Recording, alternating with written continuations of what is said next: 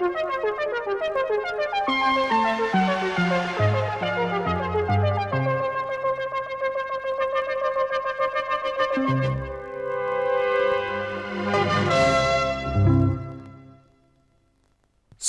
it's that time again, I suppose. It doesn't seem like that long ago that I said, well, I'm not going to be doing many more lists for a while. But, well, people have spoken, people do really enjoy them, and, well, why not give people what they want? In particular, there have been a lot of requests for a Sega Master System list, and so, you know what? I do enjoy playing games on a Master System. I used to love playing them back in the day, I love playing them now, so, hey, why not do a little list? Now, the Master System does have kind of a smaller lot of games to choose from. There's only about, 320 odd games, I think, released for the Master System over the course of its lifetime. So, alas, I wasn't quite able to get 100 games out of this list, but I have been able to get a nice little top 50 of my personal favourite Master System games. As ever, there's some choices which may be a little unconventional, games that I used to love back in the day that may not necessarily be, the most biggest critical darlings nowadays, but it's a list that's quite personal to me. They're all games that there's always something about any of these games here. So I suppose, as that YouTube phrase goes, without any further ado, let's get on with this top 50 of the Sega Master System. In at number 50 we have what I think is quite a famous game as far as the Master System goes, Rambo First Blood Part 2, also known as Ashura in Japan and I believe a Secret Command here in Europe, but most people know this as obviously Rambo. You've got John Rambo, Sly Stallone, you've got the bow, you've got the gun, you've got all the things that you would expect in a Rambo time. Basically, Rambo goes around, rescues some POWs, because we get to win this time, and murders a lot of dudes. It's a fairly famous Master System game goes. I mean, it's kind of like the Master System version of Ikari Warriors, stuff like that, Commando, I suppose. I was never a big fan of Ikari Warriors, which this game is pretty close to, but yeah, it's pretty okay, as far as these things go. In at number 49, Basketball Nightmare. Has to be said that unlike a lot of the previous lists, there really aren't that many sports games on here. There's a couple, but Master System generally was not a good system for sports games. I mean, you had all those great games, great soccer, great football, great basketball. None of those games were great. Basketball Nightmare is one of the better ones. I mean, it's certainly, as far as basketball goes, it's as good as you can pretty much get on the Master System. It's a weird basketball game, of course. You only have one period. You play as these team of children or whatever against weird monsters and that. But as a basketball game, you know what? It actually plays okay, and kind of like Double Dribble, it's got cool dunk animations as well, which is silly little extras like that get you get a kick out of it. Kind of shows the graphical power of the Master System in a very shallow way. So yeah, I quite enjoy this one. In number 48 we have Fantasy Zone. Fantasy Zone, I mean, for me, especially in the arcade, is an absolutely fantastic kind of cutesy Defender sort of game. And also Super Fantasy Zone on the Mega Drive is a fantastic game as well. I have to say, Fantasy Zone on the Master System is okay. It's not, to me, the best conversion of the original game. I mean, it'd kind of be a bit of a toss-up as far as that one goes. But, Fantasy Zone is Fantasy Zone, and it's a cool game. It's got awesome music, of course, and fantastic boss fights. It's a very memorable game visually. So it kind of has to be on the top 50. It is a very famous game. I mean, you can't really not have a Master System list without several appearances from the system's mascot, Opa Opa, or people would say, is it Opa Opa? Is it Alex Kidd? Opa Opa probably appeared in more games. It's a toss-up, but they're definitely the two big figures, so naturally a list is going to be peppered with them. 47, Lord of the Sword. Lord of the Sword is, again, a strange one. I mean, it's there's a few of these kind of big side-scrolling games on the Master System. Are they necessarily as good as similar NES titles? Not really. I mean, what they kind of lack in gameplay, they do kind of make up with in awesome graphics if you're into that sort of thing. Lord of the Swords doesn't rank much higher than 47 because it's very similar to a game that we'll be seeing a lot later that literally came out at the same time. If you kind of know the Master System, you probably know what that game is. It has a few kind of confusing spots, like it keeps telling you to go here, go there, but you know, the game doesn't have a map or anything like that. But it's a memorable enough game visually to kind of stand out and just kind of sneak into the lower reaches. 46, Action Fighter. Basically Sega's answer to Spy Hunter. Is it as good a game as Spy Hunter? Not really, but it's kind of got its own little quibbles, like, you know, you can not only have you've got a car and your car can turn into a plane and all sorts of strange things like that. It's a bloody frustrating game. I mean, this is a game where seriously you just end up dying and getting blown up over and over again, usually by these rogue ambulances that tend to just be clutter the road everywhere, and eventually when you get a decent enough power up on your weapon you take great satisfaction in shooting those ambulances. I mean, who cares about the sick people inside of them? They're in your way and you've got a mission that's literally been signed off by the president, so you know, those people in ambulances getting in your way, basically they deserve to die. So yeah, it's a cool little game, probably better in the arcades, but again, a Master System game that was quite a big deal for me growing up. Number 45, here's an odd one that you might not expect to see, especially seeing as I am a Britisher. Reggie Jackson, Baseball. Baseball is, I do actually have quite a love for baseball, even though it is a very, very American sport. Always used to like watching it on Channel 5 when it started coming in through the night there. I'm not very good at most baseball games. In fact, I'd say I'm pretty terrible at them. I do like this one though. Maybe it's the music. That's the main thing I like about this. I think this actually has kind of a cool soundtrack. It's better than like the usual fanfares and that you often get in these games. It's also the precursor to another baseball game that I'm kind of fond of, which is a Super League or Tommy Lasorda baseball if you're American. This is kind of a game that is it's very similar to that one. So I kind of dig both these games, and the Master System being what it is, if I'm honest, maybe, you know, a game like this certainly wouldn't get into a Mega Drive list, but because there's so little comparatively games released on the Master System, a cute game like this does get in at like number 45 or so. In at number 44 we have our first appearance from good old Alex Kidd. And it's Alex Kidd The Lost Stars. Weirdly, this was actually the first Alex Kidd game. It came out in the arcades before any of the other Sega games, but on the actual Sega Master System itself, I believe it was second. It was either second or third. It was either this or High Tech World that came out after Miracle World did. Or hell, maybe it was even BMX Trial. This is it's a very basic platformer. It's kind of like a game that we will be seeing a little bit later on, Wonder Boy, in that you've kind of got a timer that's also a health bar, and whenever you hit an enemy, that timer goes down as opposed to you losing a life or what have you.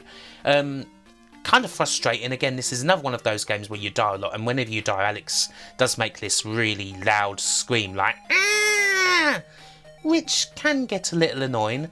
It is cute though, and it's got FM music, which I always enjoy about these Master System games. I really love the sound of the Master System's FM sound chip. It's not necessarily the most loudest and most bombastic of sound chips, but I enjoy pretty much all the good examples of FM music that there are out there, and this is quite a decent one.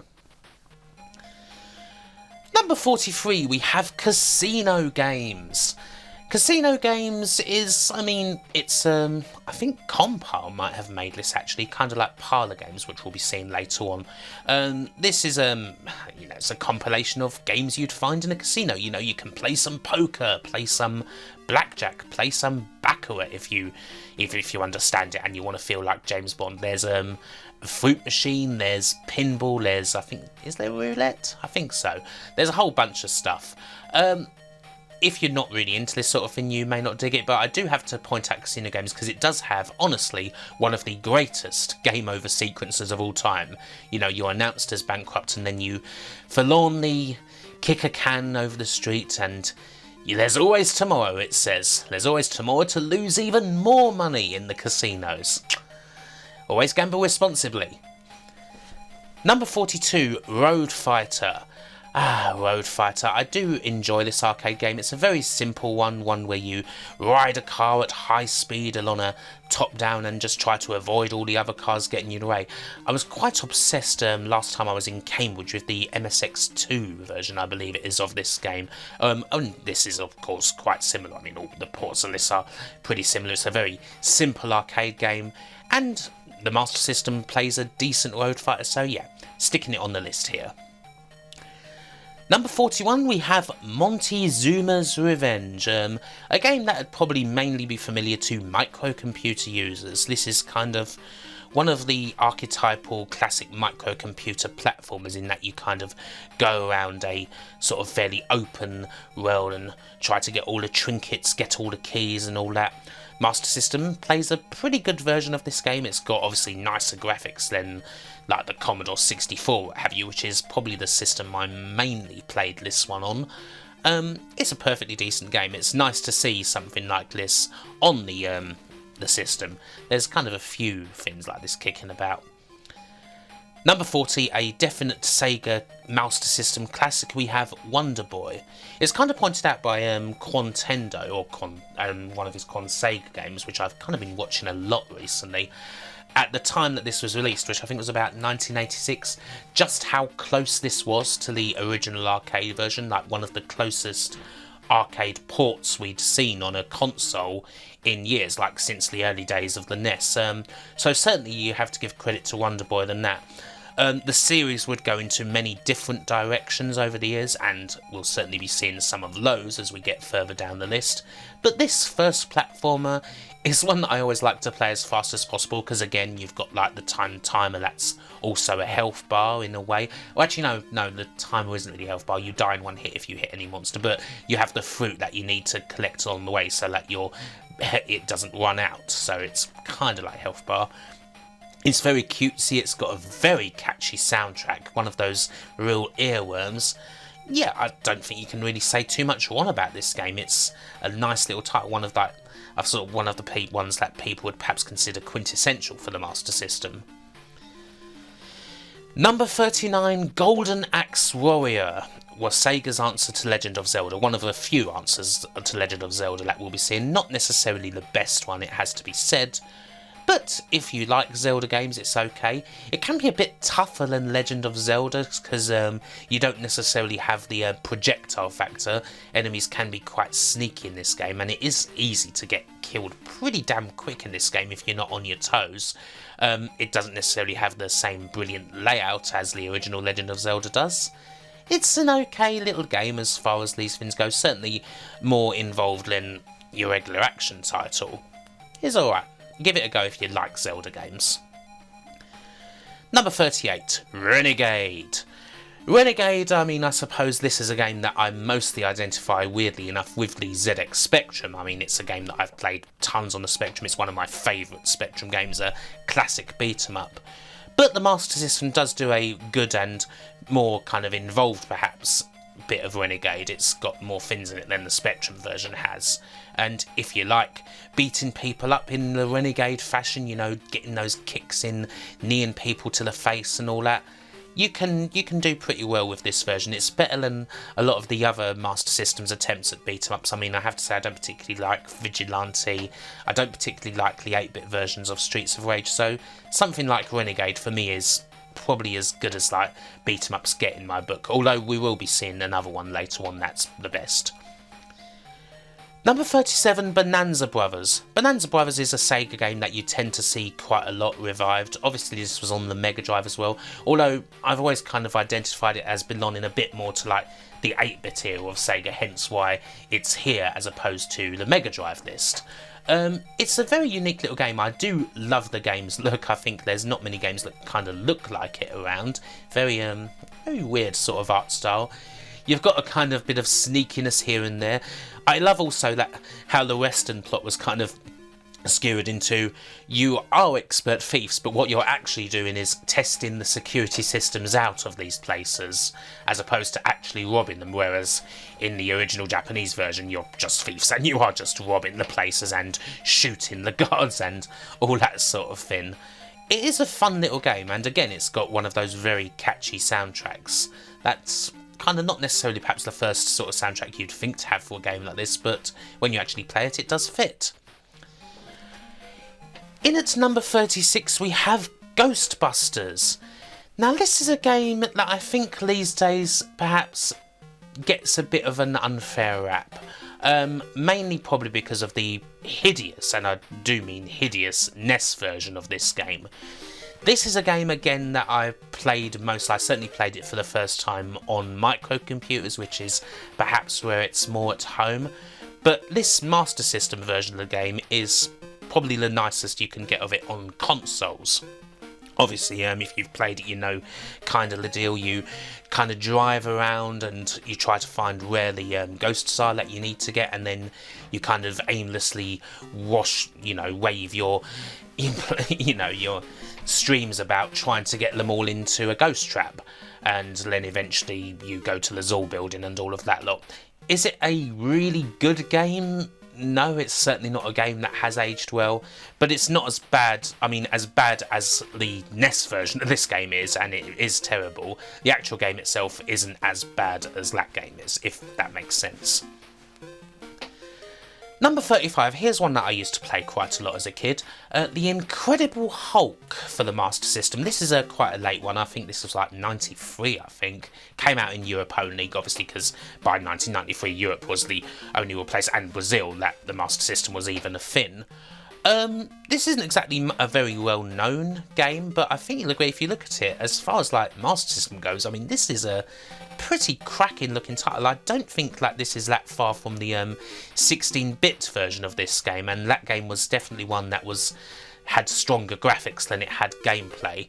It's kind of a fun little game because you play as the Hulk and you get to just chuck enemies around basically. You walk up to them, you grab them, and then just throw them behind you. It's kind of fun in that way. It's not a brilliant game, it certainly has some problems. The boss fights can be annoying as hell, and you just get beaten up and then inevitably you get turned back into Bruce Banner and you get killed. But it's kind of cool. It's also, I believe, a very rare title now, so if you kind of have this kicking about, it is actually it's worth quite a bit of money, as I found out to my distress, because as with all my childhood games, this ended up in a skip. So yeah. Number 34, we have Ghost House. This is a really cool early game, one of the earliest Master System games. It's kind of got that classic cliched horror vibe. You go around this spooky house, you fight various versions of Dracula, you try and land on the knife so that you can use it and get a bit of an advantage. You jump on the lights in order to try and freeze Dracula, especially ideally when he's not in bat form. Cool music again, cool FM soundtrack. Or is it PSG for this one? Actually, I think it's PSG this one. Yeah, cool little simple enough game. Not like, spooky, but really good. Number 33, we have Galaxy Force. Galaxy Force is a weird one. At the time that this was released, you're talking about the late 80s, this is perhaps one of the most advanced, if not the most advanced, arcade cab that Sega had. An absolutely ridiculous affair when you actually play the original arcade game. Some of the conversions of this game can surprise you. It actually had a couple of really cool microcomputer ports, believe it or not, especially on the Amstrad CPC. This Master System port is not too bad either. It's a little bit choppy, but it is quite fully featured as a game and quite playable. It's certainly a lot better than the Mega Drive conversion of Galaxy Force was. The Mega Drive version of Galaxy Force is absolutely appalling, and it actually ends up being a lot better on the Master System, which is weird. It's not generally supposed to work like that, but that's not the only example of that, it has to be said, on the Master System. We might see a couple more later. Number 32, Scramble Spirits. A lot of people would say that this is a pretty generic top-down shooter, and again, for as many top-down shooters as there were on the Master System, it doesn't particularly have a fantastic hit rate. There's a lot of them that are kind of just boring. But I don't know, I kind of have a soft spot for this one. Maybe it's kind of just got that, I don't know, I like the shoot-em-ups like Fire Shark and that, where it's not necessarily just a space shoot, you actually kind of have some sort of like classic warplane that you're controlling.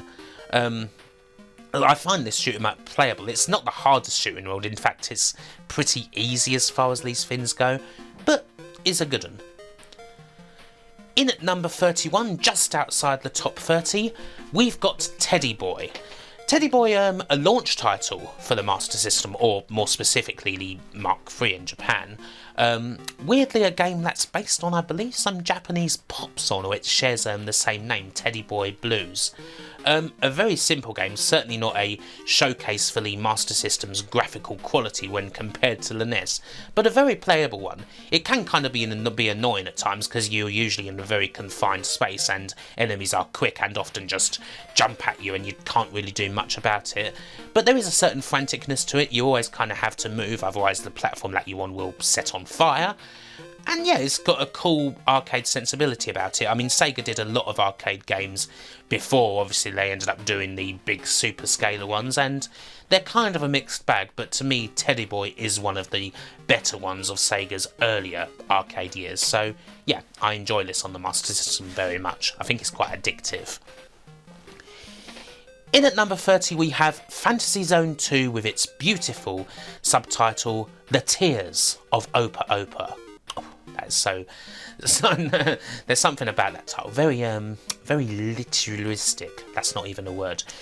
Anyway, I mean, I suppose I already said a lot about Fantasy Zone already, and a lot of that obviously applies here. It's a sequel to Fantasy Zone. It's more of the same, only things are a bit better with this Master System sequel. The graphics are a bit stronger. I think the gameplay is also a bit more tightened here. There's some things about the Fantasy Zone Master System version that I do think are a little bit unfair, and here they kind of seem to have been sorted out. I'm not sure if the warps and that going through each stage and kind of warping and that, I'm not sure how necessary it is. Perhaps it loses a bit of the speed of Fantasy Zone when you have that stuck in, but I still would prefer playing this on the Master System as opposed to the Master System's conversion of Fantasy Zone. So yeah, I like it a lot. Number 29, another game from my childhood days. Parlour games, also known as family games, I believe, in other areas. This is a game by Compile, not the usual sort of thing you'd expect from Compile, and we will be seeing those games later on. It's a game with various parlour games on it, even though parlour is a word that probably hasn't been used that much since like the 1920s or so.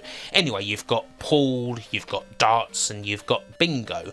Darts is probably the best thing here as far as actually playing darts. It has a really good dart system which very few games manage to get right. It takes a bit of learning to actually get the arc and the power in working together in perfect harmony. But the pool is probably the thing I played the most. It's of good standard as you'd expect from Compile, because these guys did make Lunar Pool on the NES, which was a really good, probably the best pool game you could get on consoles at the time, as weird as it is. So yeah, that's pretty strong, although if you put it on professional mode, holy hell does the computer cheat. The computer just makes these ridiculous shots and you simply can't beat it unless it makes some mistake and ends up like potting the 9 or something. So yeah, again, this is a game that I used to play a lot. This is one of the Master System games that I used to have as a kid and used to plunk into my older Master System converter on my Mega Drive. So yeah, love it. 28, we have Land of Illusion, the Master System entry into the good old Mickey Mouse series of games. Land of Illusion is perhaps more like Castle of Illusion than World of Illusion in that only Mickey's here. It's got kind of similar stuff in that you have to press the button in order to get Mickey to butt bounce on the enemies, so you can't just jump on them normally. It's got perhaps a few more puzzle elements than Castle has. Castle is a bit more of a straight-ahead platformer, whereas this does have some difficult things about it sometimes. It can be actually kind of a tricky game compared to the other Illusion games, certainly when compared to World of Illusion, which is as easy as hell. But yeah, it's still pretty much of the same standard. It's a good 8-bit addition to the series of generally solid games. 27, Kensiden. This is the game that I was alluding to earlier when we covered Lord of the Sword. If you compare these two games, you'll see they're very similar. I mean, they both have pretty big sprites. You're wielding a sword around in both of them in quite similar animations, it has to be said. Kensiden is definitely the better of the two games, definitely the one that I played more often back in the day. It's got a very cool kind of Japanese horror vibe, I guess you could call it a yokai. Is that the word for it? Japanese like yokai vibe, which a fair few games have taken bits of over the years. Excellent FM soundtrack again. Frustrating game at times, your attacks really aren't that great. Some people kind of compare this a lot to Castlevania. I don't know how really... I mean, there is certainly similarities here to Castlevania, but it does strike its own different path. There is another game that we'll be seeing later on that is very similar to Castlevania, whereas Kensiden not as similar as that game is. It certainly takes things from the Konami classic though. Generally a game that I find to be quite enjoyable. It has its frustrating moments and the enemies can be bastards with the attacks that you've got, but I like it. In at number 26 we have R-Type. I mean, who doesn't love a bit of R-Type? Everyone's got good conversions of R-Type that they enjoy. We've already seen the Spectrum one on my Spectrum list where it was pretty high, because that's a fantastic achievement on such a system. And the Master System version of R-Type is really cool too. It's even got some funky little extras that other versions of the game don't have. Not necessarily the best extras, but they're there. And as for the rest of it goes, well, it's R-Type. It's a classic arcade shooter by IWM. You've got all the brilliant, glorious looking bosses, you've got the rock hard difficulty, you've got the blasting music, you've got all the things you need for a good time with a true classic of an arcade game. What else do you need? So we are halfway through the list, and cutting the list in half at number 25, we've got Zillion. Zillion is a game that I kind of go up and down on. It does have awesome music, I'll say that. The theme song to this game is probably the best thing about it. It's kind of like Impossible Mission, I suppose, which also has a version on the Master System, but this is a bit better. It's kind of got that sort of early Metroid-y type vibe in that things are very open. You have to hit up all the things and get all the symbols, which I tend to use weird mnemonics for just so I can remember them when I actually put a keycard in. There's lots of traps and sensors.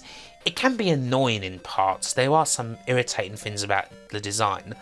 But it is kind of a weird game. It is kind of funny how it's kind of almost a commercial in a way for the Master System light phaser, seeing as that's the gun that you're using to beat all these enemies up with. And it's based on an anime, so it did feature back in the A to Z of licensed games as the very last entry way back when, so it kind of has a place in my heart for that reason, because it was kind of the ending point to a major series of videos that I did. So yeah, I do like Zillion a lot in many ways. There were times when I would class it as one of my favourite Master System games. It's kind of gone down a little bit since then, but it is very enjoyable. In at number 24 we have Ninja Gaiden. A lot of people are often quick to point out that the Master System Ninja Gaiden is not exactly of the same standard as the 3 Ninja Gaiden games on the NES, all of which are action classics, and yeah, perhaps it's not quite as good as those 3 games, but those 3 games are absolutely fantastic, and Master System Ninja Gaiden is still a pretty high quality title in my view. You know, it's got the it does still have the same, it retains the same fast action of the Master System games. I mean, there are perhaps some things about the game's design that's a bit more frustrating than the NES versions are, where, you know, in the NES version, you know, kind of when you get hit a lot of the times it's your fault. Sometimes this game can be a little bit cheap, it has to be said, more so than the NES games, but it's still fun to, you know, go around and be a ninja and take everything at top speed and kind of move in that classic Ninja Gaiden fast as hell momentum, you know, the way that you should play these games. This is not a game that you play cautiously, this is a game that you run red over, you know, just trying to just smash through enemies as fast as possible, and so I enjoy it. 23, Road Rash. Another game that is very hard to find someone who's going to say that they dislike. And Road Rash on the Master System is seriously a pretty fantastic conversion. This kind of shows, I mean, there's other games you get like, I don't know, Outrun Europa is probably a good example. That's another kind of bike racing game with, you know, action elements. That's really pretty damn ropey. And then you get something like this. This is kind of what the Master System was really capable of. I mean, you look at this game and you look at the 16-bit Road Rash, the more famous Mega Drive version, they really aren't that different. Like, the music's still there, the graphics are very much there, the speed is there as well. It really does not look that different from the Mega Drive version. I mean, find it difficult to tell them apart in many ways if it weren't for certain things, like perhaps the biker himself is not as detailed as it is in the Mega Drive version. But as far as playability goes, everything's there. This is a fantastic conversion, and for me it certainly warrants a place on the list just for that reason. In at 22 we have good old Space Harrier. I'd have to say, I mean, there's tons of conversions of Space Harrier. There was one on the NES, there was a bunch on the microcomputers, you can even find Space Harrier on the Spectrum. It's kind of natural that the Master System one would be the best one, at least of the Space Harrier conversions that were released at the time. It is kind of annoying in some ways. There is a certain choppiness to Space Harrier on the Master System that does make it less kind of more annoying than the arcade version. It can be sometimes kind of difficult to judge bullets for that reason. It also kind of hurts sometimes that bullets are the same colour as the enemies. That's a kind of annoying touch. Like, you can see why perhaps they did it, maybe to reduce like flicker, which is still a problem in this game.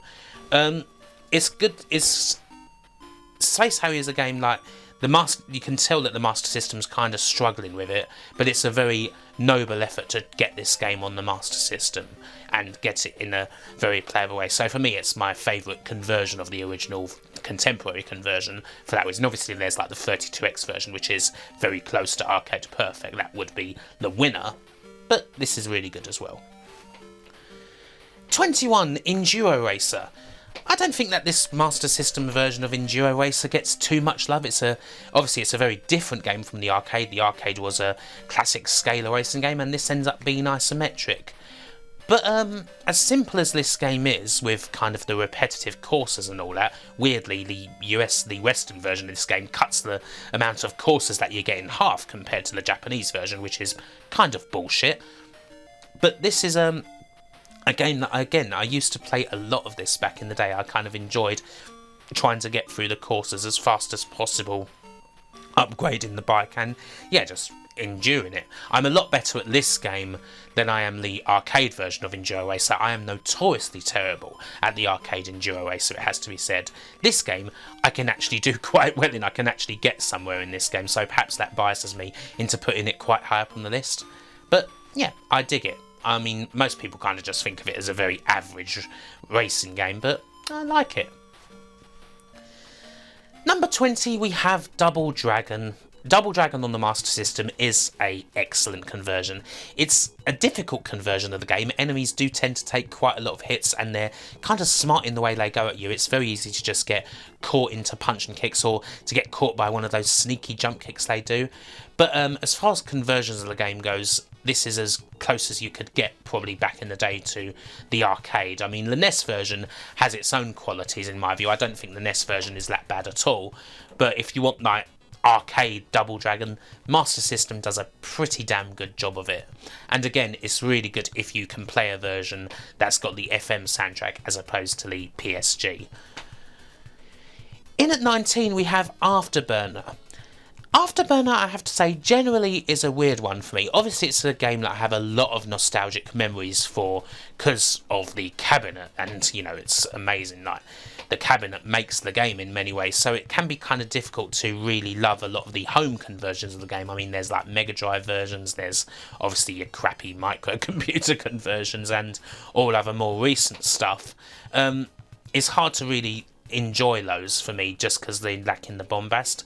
But again, kind of like Galaxy Force, which we had a few entries ago, Afterburner on the Master System is a quite playable version of the game and does have some nice graphics and retains the music and all of that. This is actually perhaps... I mean, Afterburner as a game is so, you know, usually packed out with things going on that it can be kind of hard to understand exactly what's happened, and you tend to die pretty quickly.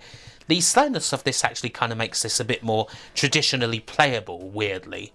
So I'd kind of like it for that reason. I can actually get somewhere in it without dying immediately. And yeah, I think it's actually a really decent conversion considering the system and considering like the game that it's trying to emulate. Not bad at all. Number 18, I have to say, is a Master System game that I usually gets ripped on quite a lot, especially because it is quite the rip-off, but I think it's a really damn good game and I enjoy playing it a lot. Master of Darkness, otherwise known as Vampire. Master of Darkness gets a lot of shit, and I do mean a lot of shit, because I mean, it is a flat-out Castlevania clone. Everything about this game just screams Castlevania. You know, you've got the stairs, you've got like the multiple parts of stages, you've got the enemies, you've got the general horror vibe. It is trying to be Castlevania so hard, and even then some parts of it obviously doesn't get right, like getting like the crappy dagger as your weapon. You kind of need to get the sword or the axe stat if you want to get anywhere in this game, or the stick. But Castlevania itself is not exactly a bad game to be ripping off on. I mean, obviously it's a gameplay classic, and Master of Darkness does not do a bad job at kind of being a pretender to the Castlevania legend. I do think the gameplay in this is pretty quality, and also I love the gothic sort of Victorian London horror vibe that this game has. I think as a game goes, like the graphics in this game for 8-bits are absolutely beautiful. Like, they really do take some beating as far as platform games like this go. So yeah, that kind of makes it a very memorable game to me. Honestly, I think this game is brilliant. I mean, sure, it is a total out-and-out Castlevania rip-off, but I think it still kind of stands as a good game despite that. Definitely, if you haven't played this, or you just kind of thought of it as a Castlevania rip-off, give it a chance. You might really like it. 17, Wonder Boy in Monsterland. You knew we were going to see Wonder Boy again. It wasn't just going to be the first entry. Obviously, after the first entry, Wonder Boy as a series got a little bit more involved, started adding a lot of RPG elements and more traditional platforming elements to it. This game is it's a tough one. You only get one life. It's a fairly long game for what it is. There's no password system or anything, and it's really easy to get hit, and you don't often get that many refills for your health. But it's a fun game, I mean, as most Wonder Boy games are. It is fun in the arcade, and it's a perfect fit on the Master System. Like, Wonder Boy really shines, I think, on this platform in particular. To me, Wonder Boy is almost, you know, it goes with the Master System as well as Alex Kidd and Opa Opa do. Like, definite. This won't be the last we see of him either. I'm sure you can guess what other Wonder Boy game is going to be a bit higher up. So yeah, excellent game. Definitely worth playing. You probably know it already though. Number 16, Alien Syndrome. Alien Syndrome on the Master System sometimes tends to get a bit of flack. Alien Syndrome is a hard game as it is. This version is even harder because aliens just tend to appear just where you're at. Like, you're trying to go around and all of a sudden, oh shit, there's an alien. But I love Alien Syndrome in general. Like, a lot of you know this if you've seen my video that I made on Alien Syndrome. I think it's an all-time classic, and even since I made that video, Alien Syndrome as an arcade game only gets more impressive and more a game that I love in my mind. It's honestly one of my favourite Sega arcade games, and I think that this is a cracking conversion of the game. I don't think I actually rated it all that highly when I did that video, weirdly enough, but on playing it more recently, playing it for this list, seeing where it would go, I was like, hang on, no, I actually really like this is brilliant. It's just fun to, you know, get the laser and just try and survive against all the waves of HR Giga aping xenomorphs there are in this game. I just love Alien Syndrome, so it's definitely going to feature on this list, and it ends up featuring as high as number 16. So we head into the top 15. Previously we've had some compile games that aren't exactly their usual output. At number 15 we have a game that very much is. We've got Power Strike. Power Strike, or Alesti, however you want to pronounce it in other territories. Brilliant game. It's a compile shooter. You've got so many different weapons, you've got all sorts of power-ups, you've got those little unique quibbles that you get, those unique foibles that you get in a compile game. Top-notch gameplay, hard as balls, seriously it is hard. I mean, you do get, you know, extra lives pretty frequently, but still you can just get swamped by enemy bullets in this game, and there's only so much that your alternate weapons can do in absorbing those shots. But it's like any good shoot 'em up, you know. It's a game that's going to provide a challenge, but it's a game that you're kind of willing to stick for and try and learn. Fantastic game. A classic on the system. Number 14, Rampage. Rampage is an odd one, obviously a very, very popular arcade game. I mean, this game, perhaps more than any other in the list, does not need an introduction. A very simplistic game. I mean, all you do is, you mount buildings and smash the crap out of them with your fists and try to avoid being shot, even though you won't. And it's a game that appeared on literally everything. I don't think there's a system out there that doesn't have some version of Rampage. And the Master System version, for me, of all the versions of Rampage, is the best one. It's got, I think the gameplay is there. I love the music in this game, which is weird because Rampage generally is not a game known for music. And it's got that classic Rampage satisfaction. I mean, there's just something primal and entertaining about mounting buildings, climbing all over them, punching them, eating the occupants, and then watching as they fall to the ground. Rampage just has that has that satisfaction about it. It's very simplistic, it's not exactly deep, but it's lovely. It's a great game to just play for 20-30 minutes and just have a lot of fun with. The only real downside of this version, I suppose, is that it doesn't have 3 players. That's the only real downside, but other than that, great. At number 13, unlucky for some, we've got Black Belt, a game that I literally talked about on the channel, a couple of weeks ago, also known as the original Hokuto no Ken game on the Master System. It's a simple game, very country master, very walk righty, very punch and kicky, but I've always enjoyed this game. I've kind of put Black Belt here because it is the game that I spent a lot more time with, especially as a youth, as I said in the video, but this is good in any form. And if you think that this sounds slightly different than the audio that's just gone before, it's because I forgot to do this and I'm recording this just as I'm about to enter. And while I'm here, I also may as well stick in a game that I completely forgot to include, which is Hanon. I cannot let this list go out without the Sega Master System's launch title, which was a very freaking impressive effort at porting a proper scalar arcade game to the Master System. So yeah, here's Hanon. Now back to number 12, I believe it is. Number 12, we've got Ys, The Vanished Omens, the original Ys game on the Master System, East, Ys, YS, however you want to pronounce it. You couldn't really have this list and not have a game as complex and brilliant and as lovingly crafted as Ys on there. I mean, again, this is a very famous game in Japan. Obviously, there's tons of versions of this game, even up to relatively recent times. People are still making versions of the original Ys. But this is still a standout version of the game, especially if you play it with, if you can get like that FM soundtrack again, because if there's anything that's really good about Ys games, it's the soundtrack. Obviously, it can be difficult to kind of get used to, especially for a Western player, like the concept of actually bumping into enemies as opposed to flat out attacking them can be kind of difficult to get used to at first.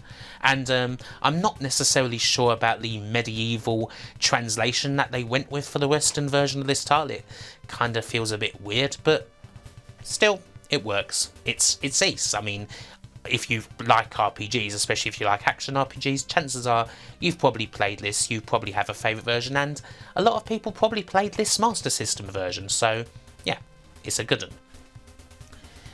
Number 11, Power Strike 2, Compiler, very quickly back again. Power Strike 2, quite a late game for the Master System. Again, I think you were talking about 1993 here, a good few years after the original Power Strike. And this is a very rare game today and a very expensive one, and it's easy to see why. This is a shoot 'em up that's really pushing the Master System to its limits. I mean, the graphics in this game and the speed of it are just absolutely fantastic. I mean, is it a game that's necessarily worth the outrageous money that people are asking for it nowadays? Perhaps not, but it is the best traditional shooter on the Master System of that. There is no doubt. I mean, it's everything that was good about the original Power Strike, only even better. And it's by one of the greatest shoot-'em-up studios of all time. And Compile, as a studio, were probably one of the best on the Master System outside Sega themselves. Even this game, as excellent as it is not the top Compile game on the list. What is that? Well, you'll see soon enough. So we go into the top 10, and we start the top 10 with Sonic the Hedgehog. I have to say, generally, the Sonic the Hedgehog games on the Master System, whether it's Sonic the Hedgehog 2, Sonic Chaos and all that, generally I'm not a fan of them. I think they're pretty damn second rate compared to what you got on the Mega Drive. I mean, it's kind of clear that these are second division titles and there's not a lot of thought that went into them. But the exception to that is the first Sonic the Hedgehog game on Master System and indeed on Game Gear. This is one that actually kind of plays well with the 8-bit format and tries to do things that accommodate that, bring Sonic quite comfortably into the 8-bit world as opposed to just trying to do a 16-bit Sonic game in 8 bits. The boss battles can be annoying at times, seeing as you die in one hit and you don't get any runes, but the actual level design in this is really solid as far as Sonic games goes. It's certainly, for me, a lot better than the other Sonic games that were on here, which is why this is the only Sonic game on this Sega list, which isn't something you'd usually say. But yeah, it's definitely as good as Sonic gets on the Master System. They really should have stuck with, you know, developing this formula than whatever they were trying to do with the other Sonic games, the later ones, which I just don't like. In at number 9, we have Rastan. Rastan on the Master System is a weird little game. It's kind of different to the other versions of the game. I mean, Rastan is usually more of a side-scroll, of course, a classic side-scroller where you play as some big hulking muscular guy with a massive broadsword and you just trash all the enemies that are approaching you from the right. Whereas this game kind of has a few more adventure elements about it and some really difficult platforming at times, which can be difficult, especially because Rastan as a character is not exactly, he's pretty ungainly, as you'd expect from a big, like, Conan-style character. And then you've got, like, the dungeon sections, which can be even tougher because there's so many traps around. But I really like this game. I love the feel of it. It's definitely, for me, the best conversion of this game. And I kind of wish that, again, with Rastan, that it kind of stuck in doing this. I mean, if you've ever played the absolute garbage that is Rastan Saga 2, whether it's on the arcade or on the Mega Drive or whatever, you'll wish that, you know, they'd really stuck with what they were doing with this conversion of Rastan on the Master System, because this is good and that's just, you just look at that and you think, what the hell is that, basically? So yeah, this is great. Number 8, we cannot not have Outrun. As far as the scalar conversions on the Master System goes, the scalar arcade conversions, there's no doubt really. Outrun is the best of them. Indeed, this is my favourite conversion of Outrun. It beats the Mega Drive version for me. The Mega Drive version is alright, but it's, I don't know, something about the Mega Drive version is perhaps just a little bit too choppy for me. I mean, this is a bit choppy as well, but you kind of expect it on the Master System, even if this also has kind of weird parts, like when you're going through those barriers and the car, like the way you control a car completely changes. You know, it has weird foibles like that that can be a bit annoying at times, but to me this is just, something about this conversion of Outrun just makes it the one that best captures the feel of what Outrun was going for, you know, that it's, as you said, you know, it's not a game about racing, it's a game about driving. It's got that same relaxation about it. I really have a soft spot for this Master System conversion, hence why it's in the top 10, I guess. Number 7, Alex Kidd in Miracle World. Obviously, the main Alex Kidd game was always going to be here. Maybe some people might have thought it would be a bit higher, and indeed it isn't the top Alex Kidd game on the list. We will be seeing another one. Miracle World, though, is, well, it's probably one of the most famous, if not the most famous Master System game, especially because it came built in. And as far as 8-bit platformers go, yeah, it's brilliant. Obviously, the annoying parts of Alex Kidd are pretty well known, like the Janken matches and all that, the irritation of the castles that you go into and how random they can be. The actual gameplay itself, though, yeah, is excellent. Is it the best Alex Kidd game, though? Actually, no, it's not. The best Alex Kidd game is coming in a few entries' time, the one that isn't quite as well known. But Miracle World is still rightly a famous game. It's still rightly one of the most famous games of the Master System. Speaking of famous Master System games, at number 6 we have Wonder Boy 3: The Dragon's Trap. A game that has only got more and more love as the years gone by. This was quite a late game again back in the day. I think this was like 1989, by which time obviously the system was virtually finished in Japan and was kind of winding down in the US, so not many people perhaps played this at the time. But as the appetite for Wonder Boy or Monster World or what have you has only increased over the years, what with the re-release and evaluation of Monster World 4, and also this coming out recently, being sort of remastered and all that, This game is rightly being known as one of the great sort of 8-bit adventure platformers. It's sort of everything that Wonder Boy in Monsterland did, only even better. It's as ideal a sequel as you want, and it's great to see the evolution of Wonder Boy. Like, we started out with the original perfectly simple side-scroller, the one that Adventure Island on the Nintendos would sprout from, and we end up here. We end up with the Dragon's Trap, and then we end up going from here to Monster World 4. So, you know, it's... Wonder Boy, as far as a series goes, certainly has one of the most satisfying evolutions, I think, as far as like classic series goes. It's not something that just stood still, which is something that I really enjoy about the Wonder Boy games. So, top 5 time, and this top 5 unquestionably all classics, like for me the absolute 5 essential Master System games are here. Number 5, we've got Shinobi. Shinobi, I think you all know by now, is a game that I absolutely adore. I love the original Shinobi. It's one of my favourite arcades. It's one of my most nostalgic arcades. There used to be a machine of Shinobi in the video rental shop that was just down the street from me, and I used to spend every night in there with my dad playing it, trying to get past the stage 3 boss, usually Mandara. And to have it on the Master System, when I was able to get this on the Master System, even though it was on my Master System converter and I used to have plenty of Mega Drive games that I could be playing, I still spent a hell of a lot of time just playing Shinobi. Because I adore this game. Obviously this game is a bit different from the arcade version. You don't die in one hit anymore. You don't have to rescue the hostages, the children, if you don't want to, although it's very strongly recommended that you do. But it plays beautifully, and to me this ended up kind of being the definitive version of the game for me, even over the arcade version that I have so many memories from.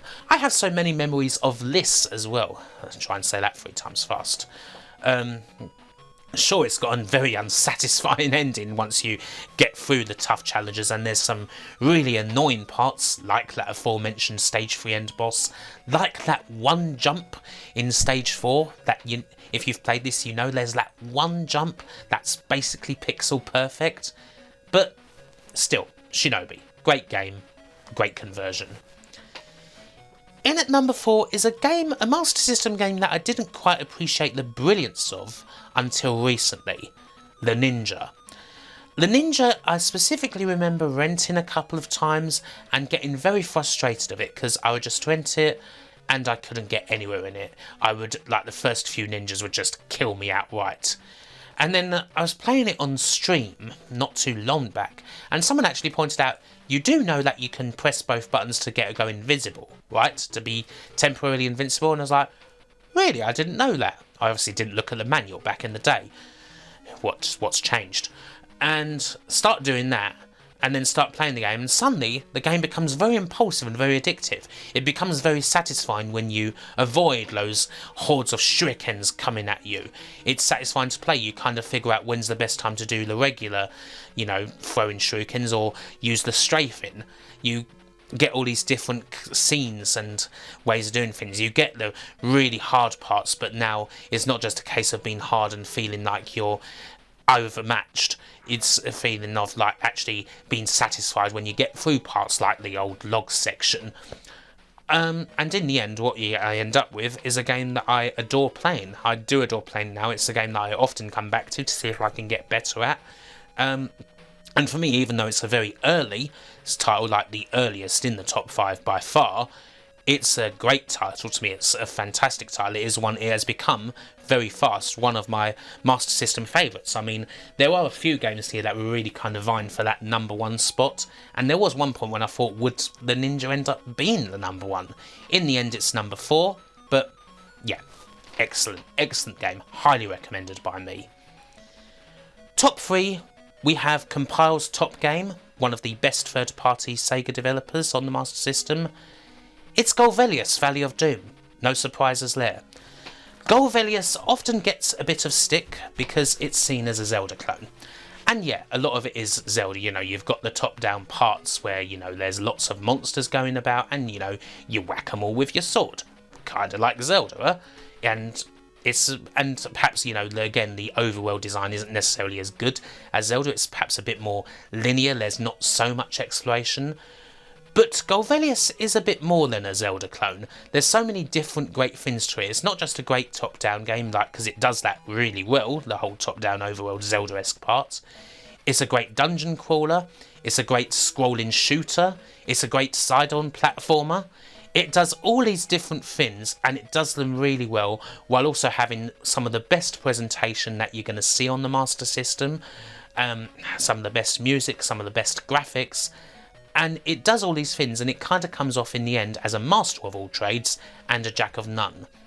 It's one of Compile's best games. It may not be a shooter like a lot of their great games are, but as far as top-down RPGs go, on the Master System, action RPGs, this is fantastic.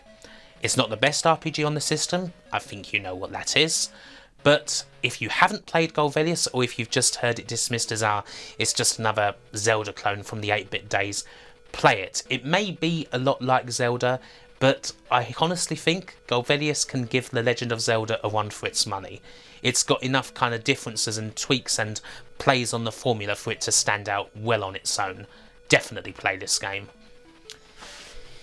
In at number 2 is the top game featuring Alex Kidd, and funny enough, it's a mega mix of titles that we've seen already.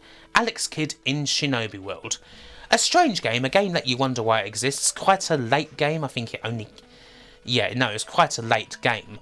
The last Alex Kidd title, I think this came out after Enchanted Castle on the Mega Drive, so this was the last one. And it kind of takes Alex Kidd and puts him in Shinobi Land, so the gameplay is very like Shinobi in many ways, but obviously the graphics in that are a lot more cuter than they are in Shinobi. But what you end up with, which is quite satisfying, especially because after Miracle World there were a lot of Alex Kidd titles that were very unsatisfying. Finally, Alex Kidd, after kind of being dropped as Sega's main mascot, ends on a very high note. This is a game that just gets better and better every time I play it. There's cool little pickups to be found everywhere, sometimes secrets here and there. There's a lot of variation in the different stages. It's not a long game, I think there's only like 4 rounds in the game. But every moment of it is incredibly satisfying. There's some cute funny things as well, like you've got the level 1 boss that's a clear take that at Mario. There's so much fun to be had in this game. It's, you've got like the tornado that you can turn into, you've got climbing on the poles and turning yourself into a fireball. It's so fun to play. It's a bit tough at parts, especially when you get into the last stages. It's maybe a short game, but it's not a game that's just going to let you walk all over it. To me, it's the most satisfying platformer on the system. It beats out Miracle World for me, definitely. And I love it. It is an expensive game these days, it has to be said, like really expensive now, because I think more and more people have kind of realised just how good this game is. But it's definitely a game that if you've not played Alex Kidd, you gotta. And so finally we get to number 1. And as I said, there were a few games that I was really thinking about for being the number 1 for the Master System. In the end though, I had to go with, I suppose, the generic choice. Pretty much anyone who you ask, you ask them, what's the best game on the Master System? They're going to say Phantasy Star. And I can't argue with that. And in the end, Phantasy Star is my number 1 game. I mean, I do love Phantasy Star as it is, because it is quite a different series of RPGs from a lot of other games, in that it's got that kind of sci-fi vibe, which I really enjoy. I much prefer that to, having like, I don't know, a fantasy or a medieval kind of vibe, which is why I greatly prefer this to, say, Ys, for example. Phantasy Star as a game pushed the Master System to its limits pretty much like no other game did. It was such an expansive game at the time. It had amazing, design in its enemies, in its world. It had like the proper full RPG experience, perhaps for many in the West, the first time they'd really experienced that. And of course it's got those incredibly memorable dungeons, which just still look brilliant nowadays. I mean, some people might think nowadays that they're reminded of a like Windows 98 screensaver looking at these dungeons, but when you kind of experience this for the first time, even when I look at it now, I still think, wow, that looks good. I mean, even if it's only like bricks and mortar, but I still love the look of it. Obviously it has one of the greatest soundtracks of all time as well, especially one of the greatest 8-bit soundtracks. To me, this is kind of as good as 8-bit RPG gets. I mean, I say that not necessarily being the biggest fan of RPGs, but the RPGs that I do love, I mean, I love. And yeah, Phantasy Star for me is a classic, and I really can't argue with anyone, with the majority of people who would say that this is the top game on the Master System. I mean, it is the game that to many is the most memorable. So really, in the end, although there were a few games vying for that #1 spot, Phantasy Star has to be #1, and it totally deserves to be. It's just, it's brilliant in every way, and it is the definitive Master System title. So, that's the #1, Phantasy Star. And with that, we're done. We're done with the top 50 Master System games. I hope you've enjoyed this little list. I will probably do a few more lists in the future now and then. I'm not going to go back to back like I was doing previously, and they won't all be like top 100s or like crazy stuff like that. But you guys really like them, and I can't ignore that. So if people want to, see what my favourite games are for favourite systems, who am I to deny that? So I'm sure there'll be more coming, but for now, I hope you enjoyed this Master System list. Hopefully it's brought some attention to some games that people may not necessarily be aware of. People can use this as a guide for games that you should play on the Master System if you're just getting into the joys of Sega's 8-bit machine. And yeah, hopefully you get a lot out of this list. And I'm sure that in the comments you'll all be telling me about all the titles that I missed on this list. So I look forward to that.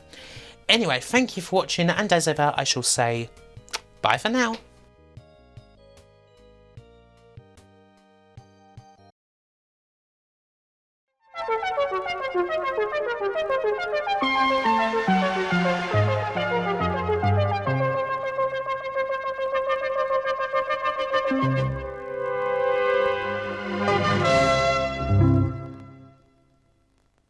There's always been a bit of a focus on Sega, or on microcomputers here. Hell, that's how the whole channel started. I wanted to do things that weren't the Nintendo stuff a lot of other people were doing. But that certainly doesn't mean there's no love for Nintendo at all here. Well, aside from the Nintendo 64 anyways. The NES and SNES are two of my favourite ever platforms. I completely adore both of them, and they're filled with games I love. Even if I didn't actually have a NES growing up, it was always around, in friends' houses and the like. It may not have been a bestseller in its prime years over here in the UK thanks to the dominance of the micros and the incompetence of Mattel, but it did enjoy quite a long tail going into the early 90s, often as a cheap alternative to the SNES, much like the Master System was for the Mega Drive. So whether it's through emulation, or ever driving, or simply through playing them at the time, I have a lot of NES games that I really dig. And so here are my 50 favourites. You may find some surprising inclusions or omissions, as is often the case with my lists, but, well, it's mine and I'm sticking to it. So let's get started already. Konami had a pretty excellent line in sports games on the NES. We're going to see their take on ice hockey much later on, but for now here's Double Dribble. It was and still is a simple and effective take on basketball, to the point where so many other games in the genre could do little but imitate it until NBA Jam came along. Everyone from EA to the average chancer stuck wholly to the Double Dribble formula. There's still something quite satisfying about actually nailing a dunk too, or just getting that nice speedy move down the court. 'Tis good.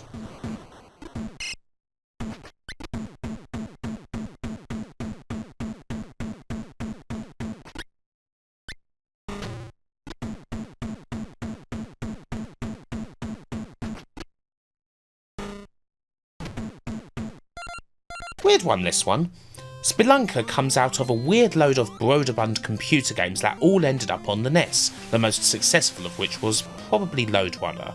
It doesn't exactly play like too many other NES platformers as a result, and some may well be baffled by the game's foibles, such as being killed by falling any further than an inch. I'm quite fond of this game though, and find it quite amusing to try and grab everything in the game's cave systems as quick as possible before the ghosts come. And it's hard to ignore the influence it had on a certain almighty game called Spelunky, aside from just being a take on the name.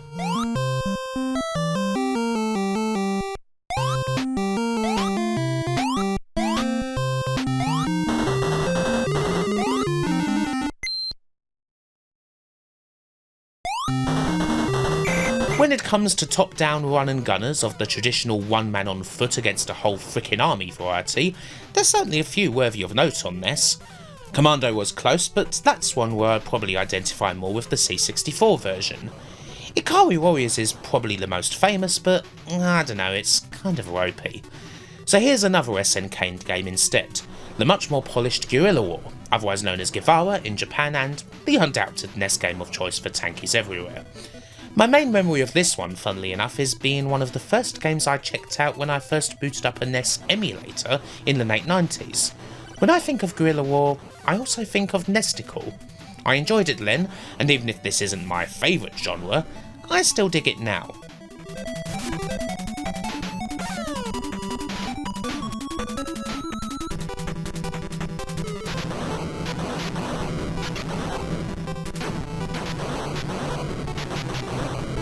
Dig Dug 2? Over the original Dig Dug? Yeah, on here at least. This one's kind of odd. It didn't exactly set the arcades on fire in 1985, and then Namco decided to release it on NES, in the West at least, in 1989, plucking it a bit further out of obscurity. I enjoy this sequel though. I have to say a lot of that does have to do with the new mechanic of cutting off entire swaths of the island and sending them into the sea, ideally with a lot of enemies over there. Of course you have to be careful to not accidentally drown yourself doing this. On the whole, the original game is certainly better, but I'd still pick this one on the NES.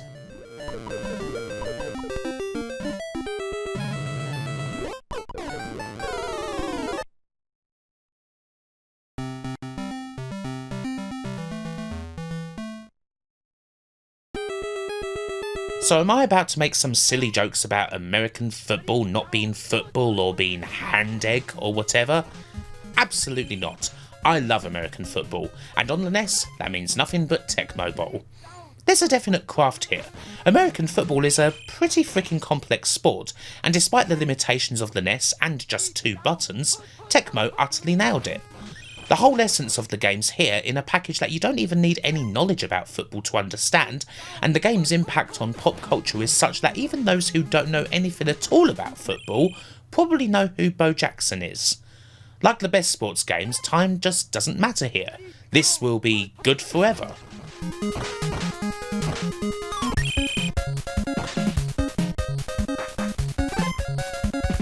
Ready, down, put.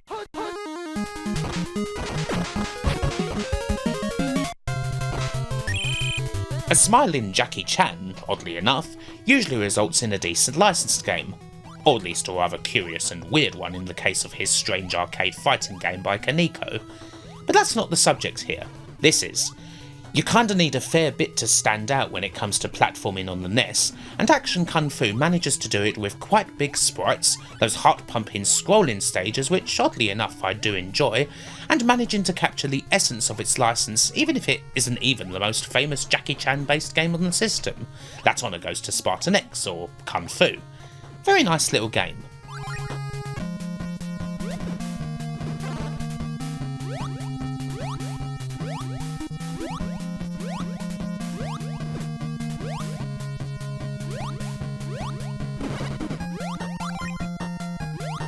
Like Spelunker, this is another one of those love or hate titles. Whereas you had to go down in Spelunker's game, in Ice Climber you naturally have to go up, endlessly hammering at the blocks above you and trying to get the hang of one of the stranger jumps in the history of gaming. It's pretty easy to find this game incredibly frustrating, and I can see why someone wouldn't be able to stomach this game whatsoever when it's so easy to fall and you're having to manage all of this while enemies and spikes are after you constantly, but this is a game where I quite enjoy the challenge of it all. Actually, it's one of my favourite early NES titles.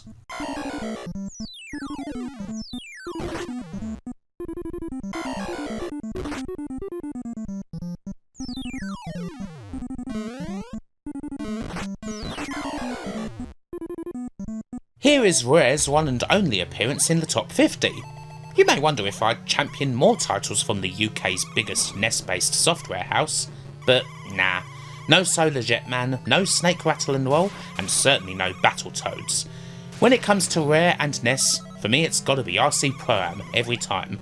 While I generally don't gel at all with top-down racers, I can appreciate a good isometric one, and Pro-Am is still one of the speediest of them, while also being one of the smoother ones to actually control. That and it's filled with enough power-ups and boosts for you to never really feel like any race is a total lost cause, even if you get a lousy start or one of bad luck.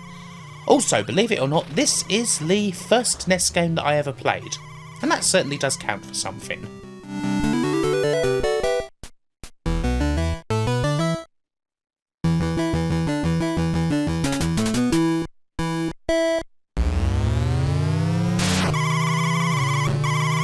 I absolutely adore Super Dodgeball. While it's baffling that there aren't way more games based around a sport where the objective is to hit an opponent in the face, or at least somewhere on the body, with a ball, Super Dodgeball has always been good enough to satisfy those urges in the arcade. And it's fine on NES too. The game may suffer an awful lot from flicker and slowdown due to the sheer amount of sprites on the screen, but the different modes are welcome and the lack of compromise on Techno's part is something to be respected.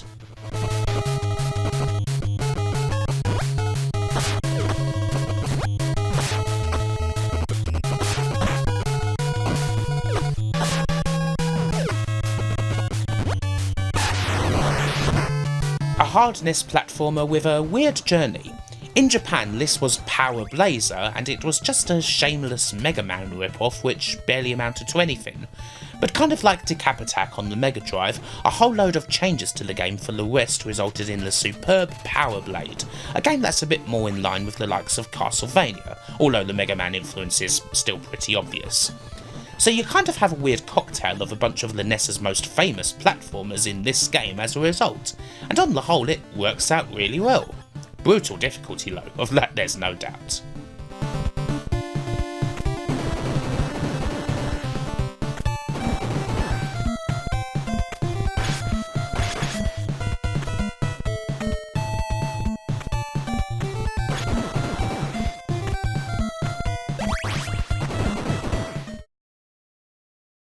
To start the top 40, we have Square's take on Outrun.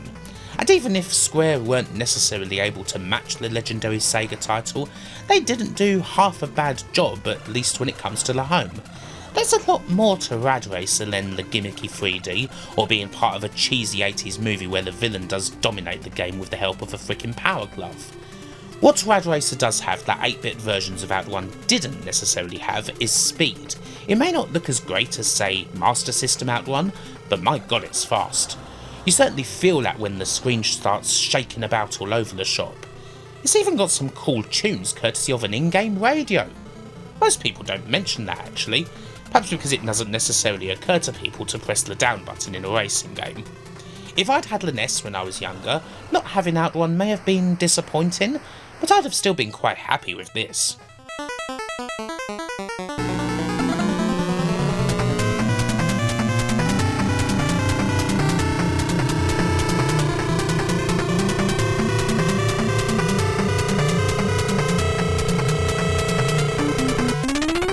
Capcom? Ducks? Licensed property? It seems like there should be a more obvious game here, but I've never actually been able to jive too much with DuckTales, even if it's often thought of as a NES classic. Instead, I'm much likelier to go with Darkwing Duck. While there's not necessarily too much to be found here that can't be found in many other high-quality NES platformers, especially the ones made by Capcom, this is kind of a textbook example of all the things that made platforming so omnipresent on here, coming out quite late in the platform's life. Everything from bright graphics and good music to varied levels and a tough challenge. You can't really go wrong with this game, it has to be said.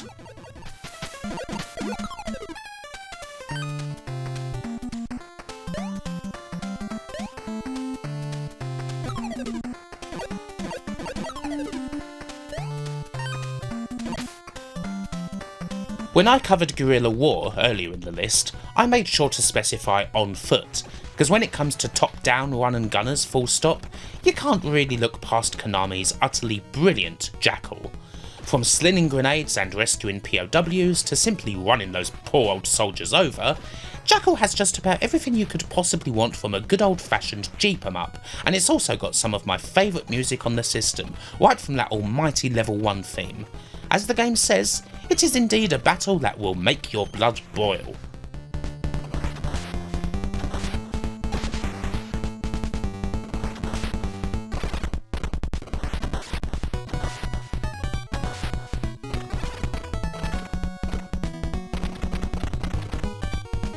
I've thrown a couple of odd opinions into this list already, and here's another.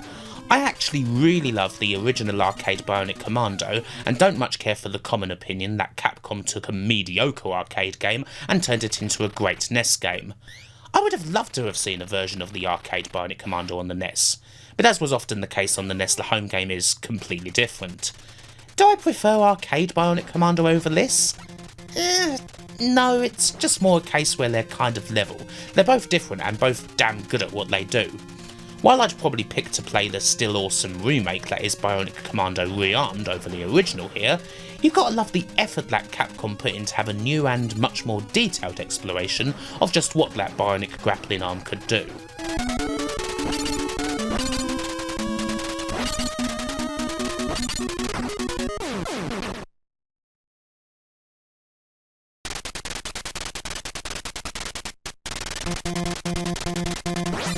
Tetris on the NES. Well, it's certainly a pretty good Tetris. As good as Game Boy or my own favourite, Game Boy Color Tetris? Perhaps not, but I've still had some good times playing this version, Dance of the Sugar Plum Fairy and all. I even spent a good chunk of time trying to beat the B-type mode on the maximum setting after seeing the Mexican runner trying to do it, and I actually managed to pull it off after a good couple of hours. Still, when it comes to good old traditional Tetris, you can't go too far on with this version.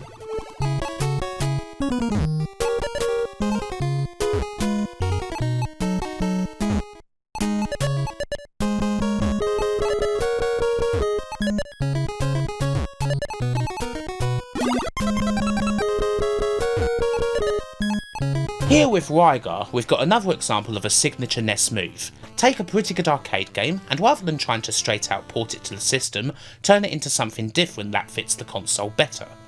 Is this practice wholly unique to the NES? No, but it seemed to happen here more than everywhere else, with so many other platforms attempting more straighter arcade conversions than this one did. Rygar works very well as a more open adventure game.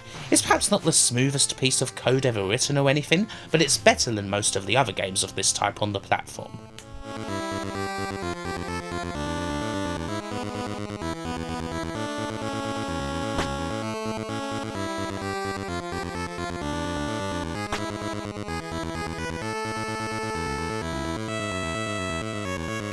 Not that there aren't very good straight-up arcade conversions.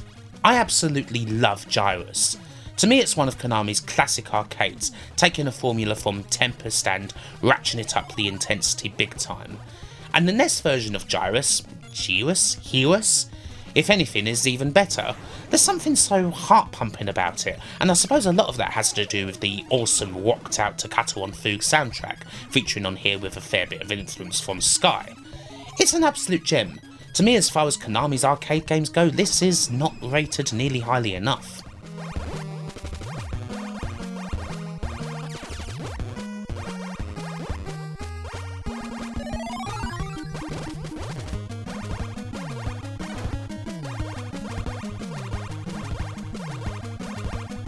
So, Mega Man, hey? Now, I never used to care for it, in all honesty. I couldn't see too much here beyond a frustrating platformer that wasn't as good as others I enjoyed, being a bit more slow and considered as opposed to fast and furious. I kind of associated it more with cringy speedrunners who'd constantly rage at the game whenever they blew a one and started breaking controllers and hitting themselves. And sure, while the games are bloody hard and frustrating, I completed this on stream, and by the end I was on the verge of a shouting match with my chat. The games have grown on me. Mega Man 3 is everything the game should be, with the only real negative being that it is perhaps a bit too long. I don't really see the point of the remixed future stages. There's a better Mega Man to come yet, but this is definitely worthy of its standing.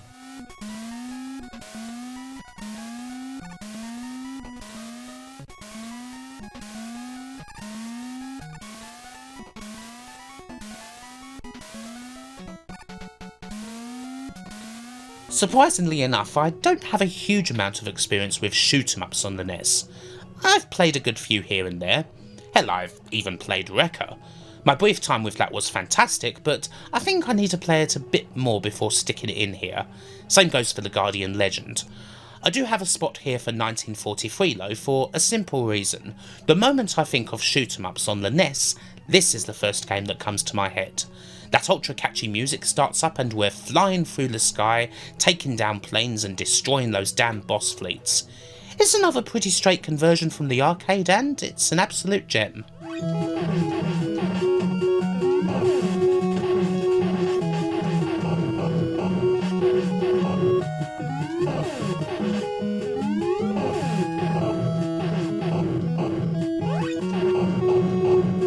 We're going really early for the next game. Nuts and Milk from 1983 is in fact the first third-party game on the NES, or technically the Famicom, made by Hudson Soft. And it's awesome! It's a great little single-screen platformer where you have to carefully manage the enemies on screen so that they don't bump into you, collect all the fruit, and then go and meet your fiancée. It's a light mix of puzzling and platforming, and to me, it's wonderful.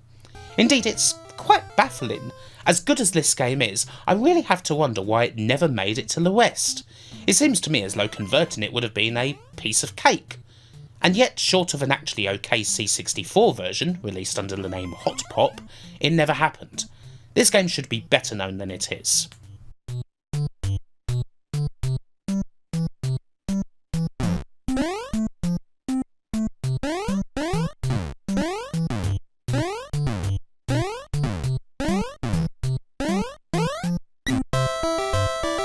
Little Samson has for quite a while been something of a holy grail.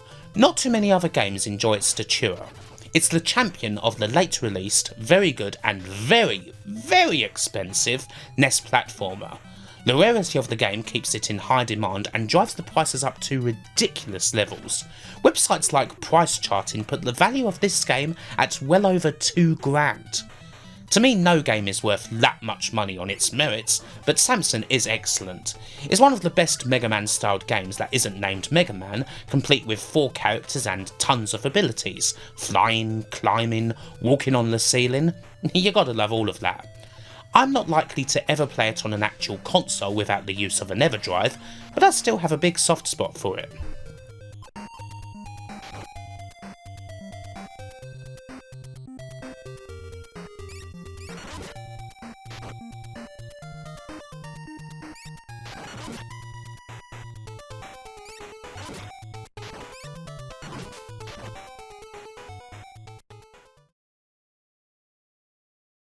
Here's Sunsoft, possibly my favourite developer on the system? Maybe.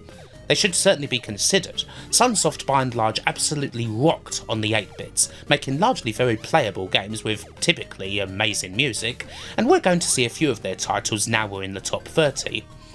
I suppose some could point out the odd duffer like Fester's Quest, but you could just respond back with the much more playable version of said game, that being Gremlins 2 The New Batch. Gizmo's journey starts off with little more but some rotten tomatoes to chuck at enemies, but he'll become quite the badass by the journey's end, don't you worry about that. A great top-down style platformer, one of the best in fact, a joy to play as well as just to listen to.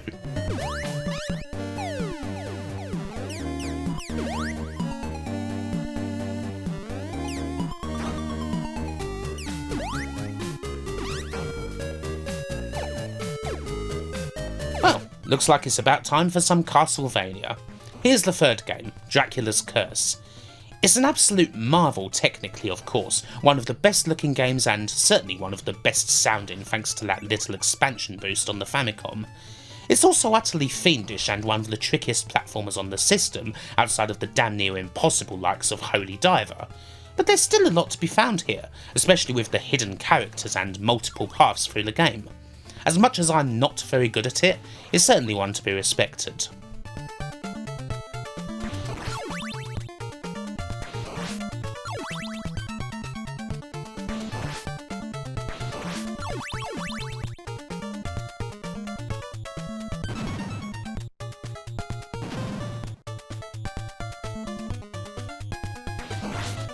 It kind of feels like a Kim Justice list for a platform would be incomplete without Bubble Bobble, wouldn't it? I think it's been on just about all of them, the Amiga, the Spectrum, the C64, And considering just how good and close to the arcade the NES version of Bubble Bobble is, I couldn't possibly leave it out of this one. Obviously by now it goes without saying that I love the game, a single screen game that's more complex than it lets on, especially in later levels, and one that's just very satisfying at its core. A good game may just generically get rid of its enemies, whereas an awesome game like Bubble Bobble lets you burst them and send them flying all over the screen, leaving a little bonus in their wake. And of course, the moment you simply mention the game, it's a guarantee that at least 80% of you have that music going around and around in your head now. So, you know, you're welcome.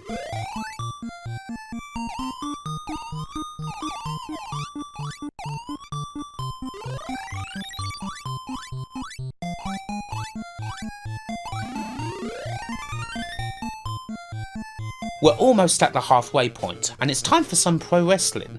There's actually a few good ones here on the NES, with Tecmo World Wrestling almost making it, but in the end there's got to be a spot for the original pro wrestling. It's still excellent. Aside from another catchy earworm for music, The Winner Is You's, and all the great characters, your Fighter Hayabusas, Giant Panthers, Starmen and King Corn Khans, it's still a fine bit of wrestling that ebbs and flows great for 8-bits without ever being too button mashy. They really got it spot on. It's little wonder that the head designer for the game, the late Masato Masuda, would later go on to work on the almighty Fire Pro. To this day, pro wrestling on the NES still looms large over the series.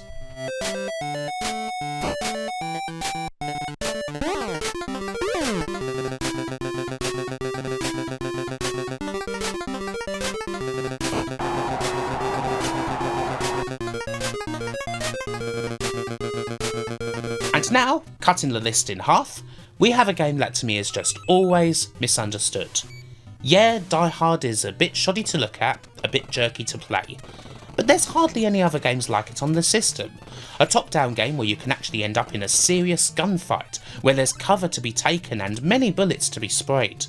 And of course feet to get cut up if you end up walking on broken glass. They went to quite a lot of effort to include so many details from the movie, and through doing that the end result is actually a really cool licensed product. I think it's fantastic, and it's kind of a shame that Die Hard's got something of a reputation for being a lousy license along the lines of Rambo or Total Recall or whatever. If you think of it as less of a plain old 8-bit shooter and more like a proto Hotline Miami, perhaps you'll gel with it too.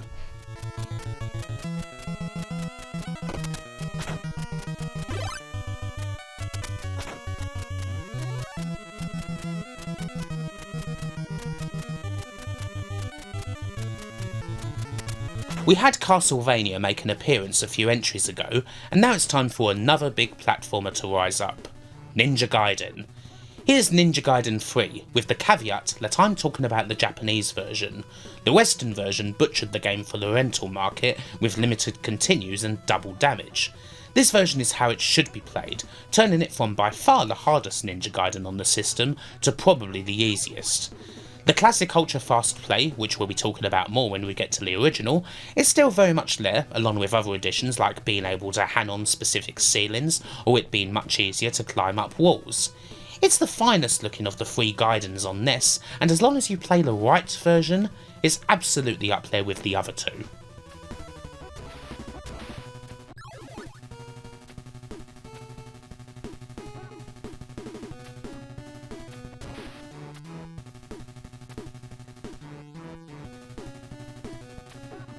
There are many opinions as to which Double Dragon's better, the more arcade accurate version on Master System, or the less good looking but slightly different NES title. And oddly enough, for a Sega bod like me, I've got to go with the NES. I like the subtle little changes here, levelling up your character to unlock all the different moves, the new parts to stages and so on.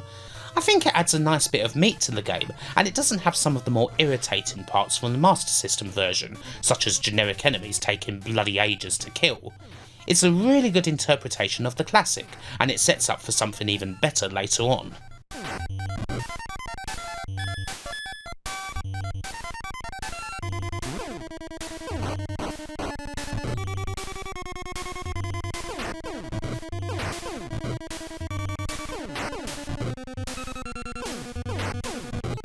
Sunsoft are here again with one of the most challenging titles yet, the adrenaline rush that is Journey to Silius. This game, which was originally planned to be a Terminator tie-in, is another one that sums up what the age-old Nintendo hard trope is all about. It'll certainly give you a hard time. However, unlike some, Silius isn't what you would call unfair. It's a very well-made challenge that has to be learned, and as such it's not a game that I would call frustrating or anything like that. The Sunsoft standard presentation seals the deal here, making this game a winner in every single area. Absolutely love it.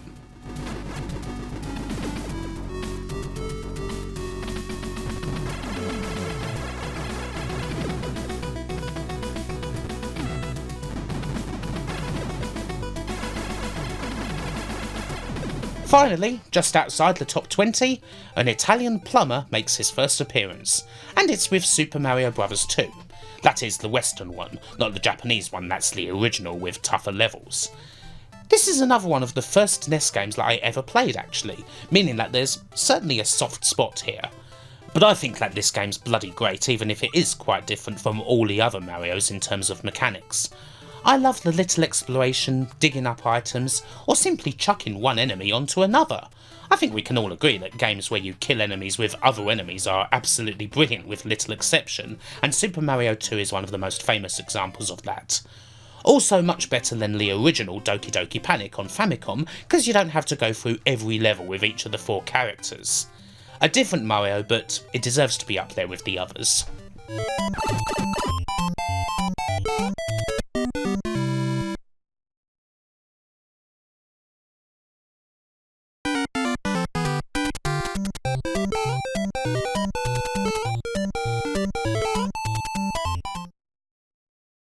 The top 20 starts with another classic, Contra. Of course I should say that this was Probotector in Europe and featured robots instead of badass men, but weirdly these games have always been Contra to me for some reason, despite that. Maybe that was in a magazine back in the day? I don't know. Anyway, Contra to me is like the NES equivalent of a 100-metre dash. Super fast and furious, and just the right length. There's absolutely no fat on it at all. I suppose it's for that reason why it's probably my favourite NES game to see speedruns of. There's something very fun about watching a tough and quick game like this get totally smashed in around 10 minutes, especially when all the risks are taken and the RNG plays fair. I'll never get to that standard with Contra, but I adore everything about playing it.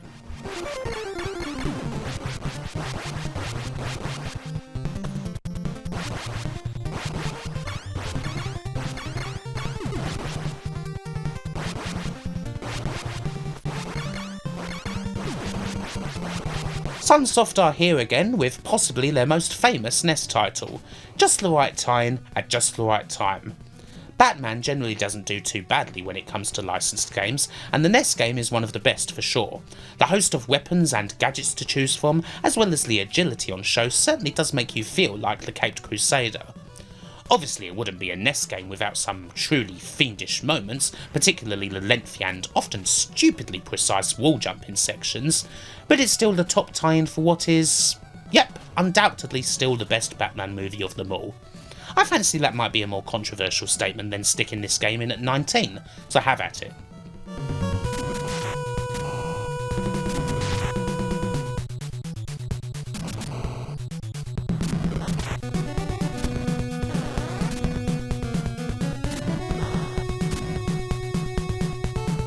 The glorious platformers just keep on coming.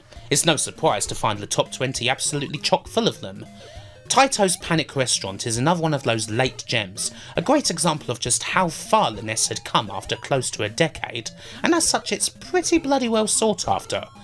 It's actually more of a relaxing platformer than a lot of others, with a level of difficulty that's way more approachable than a lot of other games we've seen. So you can just sit back and enjoy the glorious pixel surroundings, right? Well, sure, but it's more of a just right difficulty, as opposed to being too easy. Everything else is top notch, of course. A brilliant game, even if once again you're not likely to put your hands on a proper copy of it for less than a few £100. God, NES game prices are something else, aren't they?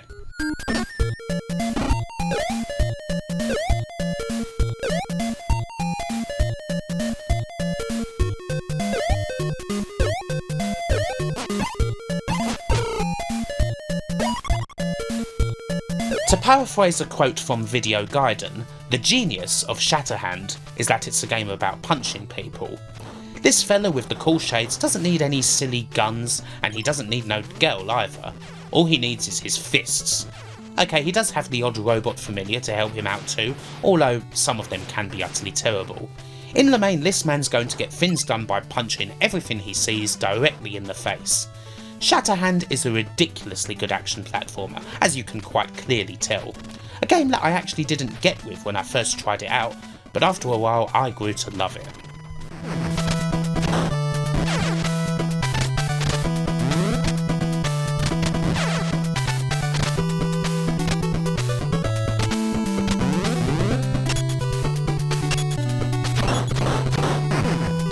Not many NES games are quite as nostalgic for me as Double Dragon 2 The Revenge.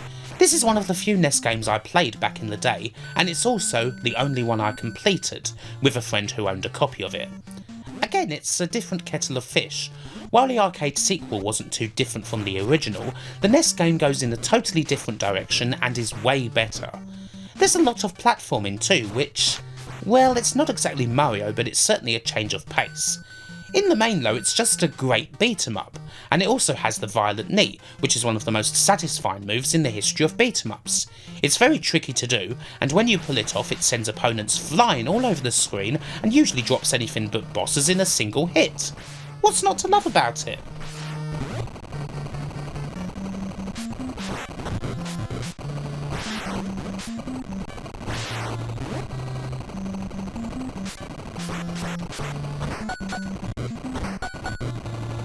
Ah, Little Nemo.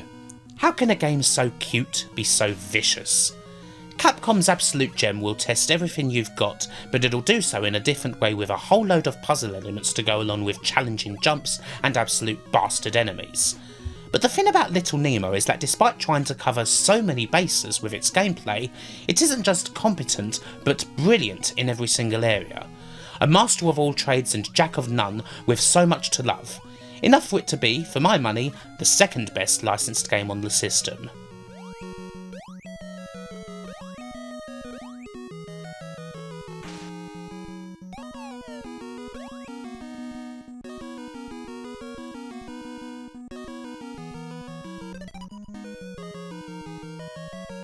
Contra's always been the most famous one, but on balance I just prefer playing Super C.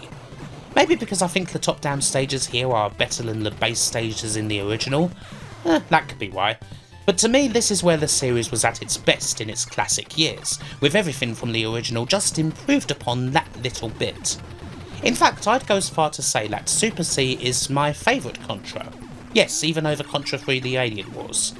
I'm guessing that this isn't a popular opinion, but I guess I could have been more ridiculous and said that Contra Force was my favourite, if I really wanted to be contrarian about it. Now, of course that would be daft, but in any case we can probably all agree that Super C's a fantastic game indeed.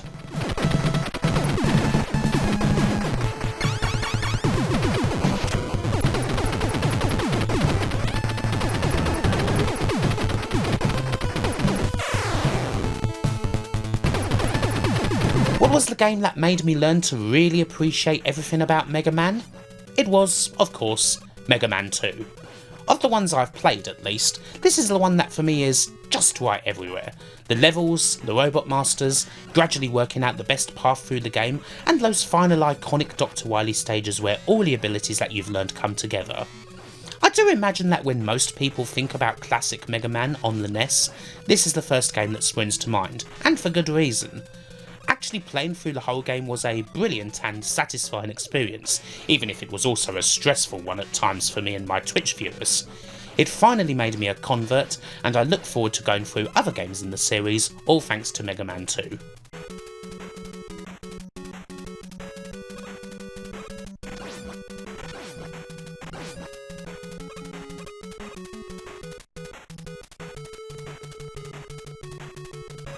The late Satoru Iwata takes one of the absolute greatest arcade games ever made, Joust, and does a few little tweaks here and there to make something that, if not an improvement over something that's already near perfection, certainly an outstanding take. Balloon Fight is for me by far the best of the early Nintendo games, and while there's a lot to really enjoy about those first games, especially the high quality of the arcade ports and what have you, Balloon Fight is the game that set the NES on a different path, to take well-known arcades and give them a different spin to make them fit on the console. In the years to come, this would be very important and hugely influential, even if this isn't actually an official version of Joust or anything like that. Classic.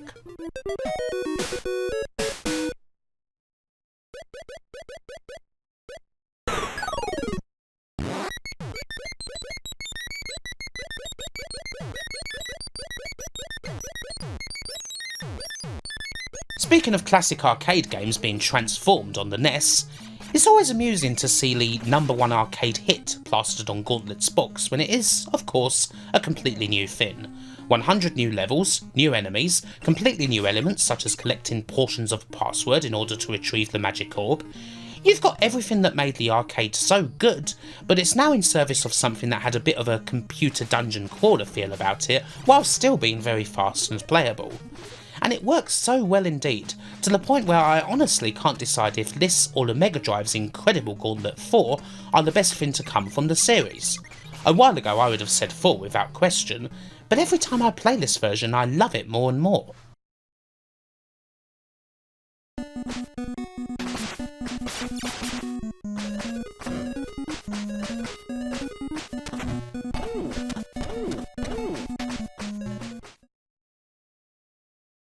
A while ago I talked about Little Samson and how it has become the holy grail, the poster child for rare, expensive and brilliant late NES games. And yeah, it's great.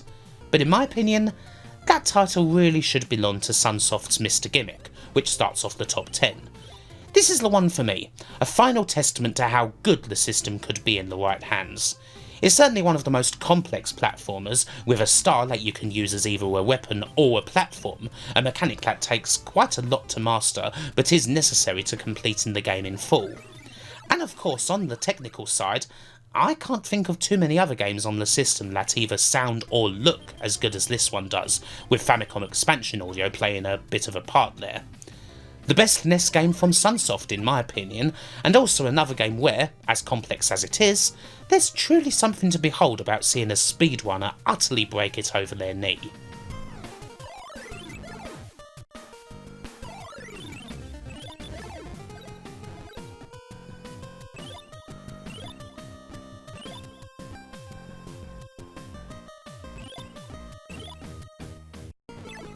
Adventures of Lolo, or Eggerland if you prefer.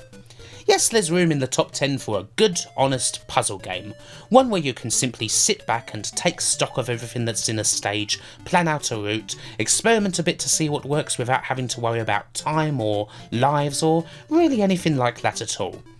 These are all the things I generally like in a puzzle game, and Adventures of Lolo does basically all of them. It's kind of a shame we only saw half of these games in the West.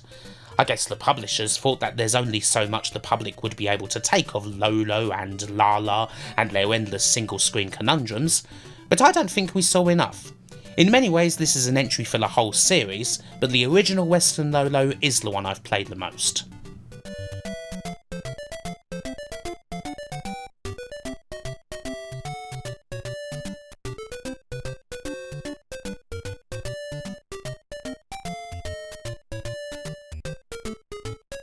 Whenever I've looked at lists of NES games, it feels like Super Mario Bros. 3 just has to be top, by law. Now that's not a surprise, it is obviously brilliant, and it is the best selling NES game to boot. But no, if I put that at the top spot I would be lying to myself. In fact, I probably think of this game as more of a SNES game, because I played the version of it on Super Mario All-Stars way more than the NES original. So in many ways this ranking is based on that. And of course none of this is to say that the game isn't basically faultless and deserves all that it got, to be one of the most famous games ever released. Mind you, you may have noticed that there is one more Mario game we've not mentioned yet.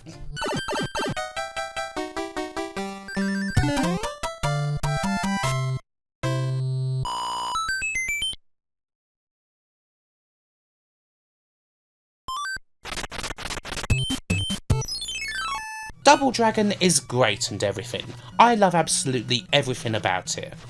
But yeah, River City Ransom is just the best beat 'em up, isn't it? And no, I'm not going to call it Street Gans, because sod that, that is a crap name. What were we thinking here in Europe with that? We've got those hot-blooded high schoolers that we previously saw in Super Dodgeball, and now they're going at each other on the streets, with our hero Alex taking it to all the gangs in the city in search for his girlfriend. There's a bit more than regular old fighting, with the ability to level up and learn plenty of new moves, such as the utterly essential Dragon Feet, but on the whole, look, the mechanics here are just brilliant. You can release a game exactly like this now and people will love it. It simply has not aged a day. A Hall of Fame level brawler, this one. Which begs the question, how the bloody hell did Jazz Rignall give this a score of 30% something in an episode of Games Master that one time? What on earth was he going on about?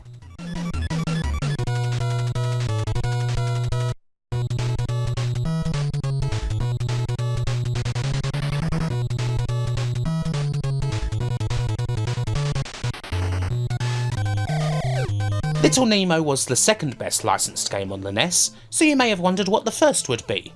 But, well, no surprises here. It is quite clearly Mike Tyson's Punch-Out!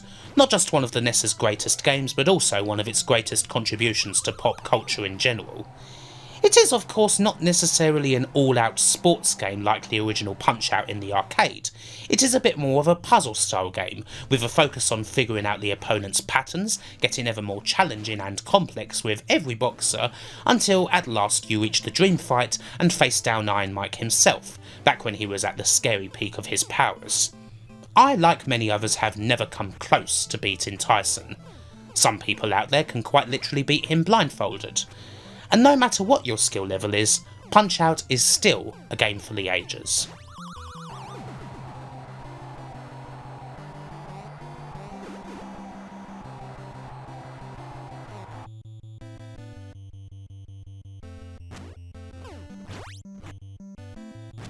Not too long ago, last year in fact, I got a hankering to play through the original Legend of Zelda, something which I hadn't done before. No, really. I'd yet to really sit down and play this, one of the most famous NES games of them all. It is quite different to a lot of the other Zeldas, much more open, much less in the way of hints, and the ones that are there are hideously translated. You can get completely lost in this game in a way that it's hard to do with something like Link to the Past, let alone a lot of the more modern incarnations of the title. For many at the time it was something utterly new. For me, who's played plenty of other games like this, it was crossing something of a list. And it was still amazing, just as it no doubt would have been if I'd actually played it properly close to the time. Something this good is good forever.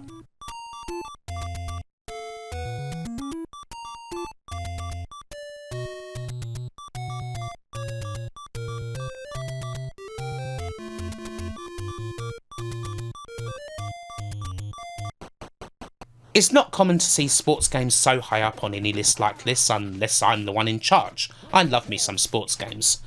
But I don't think this is too controversial actually.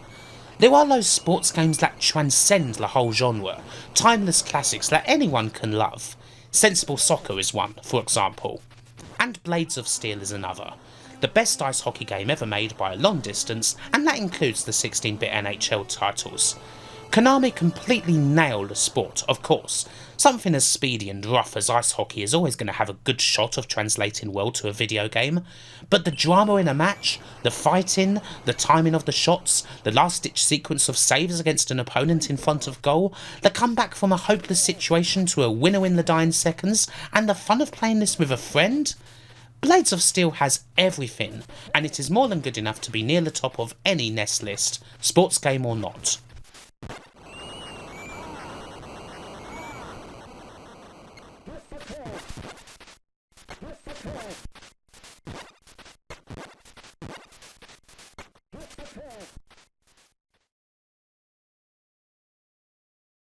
Top 3 time is upon us then.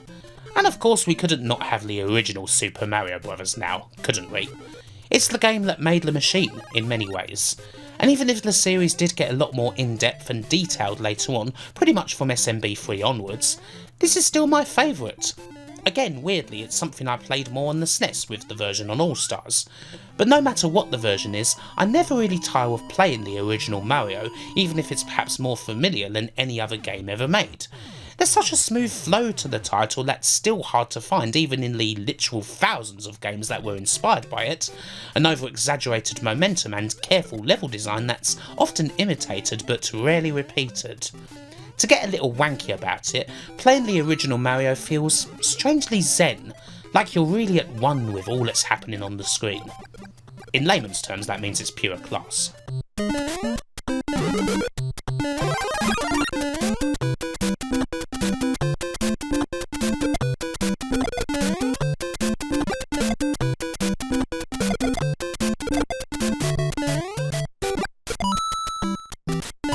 No prizes are on offer for guessing that it's an all-platformer top 3. This is the NES's flagship genre, a place where you can play many of the greatest and most influential platform games ever made. The race for the top was close, between two legends, with barely a pixel between them, but Ninja Gaiden is the runner-up. I suppose that this is a continuation of the wanky zen talk I was going about in the last game. Super Mario Bros. Is at its best when you can just breeze through it. In Ninja Gaiden, you have no choice but to go forward. You have to be as fast as the ninja, otherwise you're just going to get stuck, caught in a death loop between dogs, bullets and falcons. In every second you must be as bold as brass, don't even think about stopping. The brilliant technical aspects of the game, the excellent music and graphics, not to mention the cutscenes and narrative, are certainly icings on the cake here. But they all come to nothing if not for how the game plays, one of gaming's biggest adrenaline rushers. To think that this could have simply been a lousy port of an already mediocre arcade game. But no, this was made instead, and it was a game changer. It goes without saying that it's one of the NES's most famous challengers, but it's worth taking on. Just wow. Every time I play Ninja Gaiden, it still completely takes my breath away. And yes, it was called Shadow Warriors here in Europe before you start. No one actually calls it that anymore, thank heavens.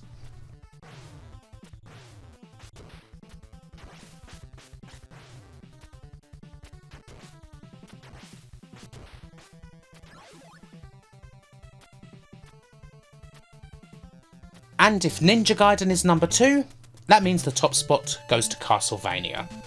Again, a lot of what's true about the other legendary platformers we've covered in the last 2 entries is true of Vania as well. Hell, the best thing about platform games in general is when you're just not thinking about it. In many ways, Castlevania encourages you to do this too. The best way to face down the much feared flying Medusa heads is quite simply to walk straight forward and try not to stop. Your whip is far more effective 9 times out of 10 against the enemy's shots than dodging is. Don't chip away at a boss when you can get in close and stun lock them in a game where holy water is, for once, actually lethal. You have to be bold. So, why Castlevania for number 1? Well, a simple reason would be that it's the game I've played the most. I have played Castlevania to completion many times over. Generally speaking, I know the game pretty bloody well. I'm no expert and I'll probably miss the odd bit of wall meat here and there when I'm playing, but I'm still quite well equipped for the challenge of Dracula and company. Aesthetics has a lot to do with it. As much as a lot of Castlevania was well-worn horror tropes and cliches, there's few packages that combine them all quite as well as this game does in any media. And there's also the nostalgic factor. As much as I enjoy the Metroidvania direction that the series took later on, I do miss the classic original linear Castlevania, as represented here and on games like Super Castlevania 4 and what have you. It all comes together into a game that's, well, just so special and memorable for me. Every last bit of it, every portion of level, enemy and boss fight, I love the lot of it. As close as it was, I am happy with this number 1. And yet it wouldn't even be my favourite Castlevania. That goes to Super Castlevania 4. So where would that end up on a SNES list? Well, I guess you'll have to wait until we do that system to find out, won't you? But I hope you've enjoyed this big old top 50 of NES games, and I'm sure you have plenty to say about it in the comments. But as far as the video itself goes, it's time to say bye for now.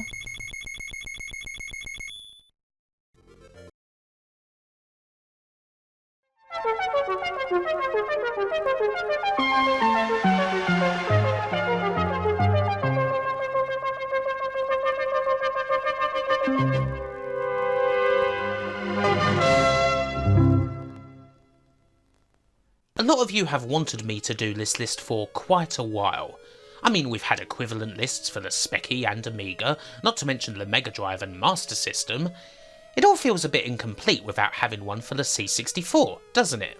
Almost like the bias towards the one I grew up with is showing again. But here we are. Having spent a good few years enjoying many a game on the C64, I feel confident enough to make a list of my favourites.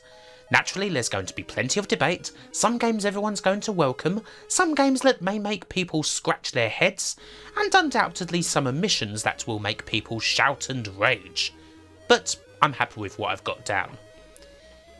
It should be said here that, as alluded to, I didn't really grow up with the Commodore 64.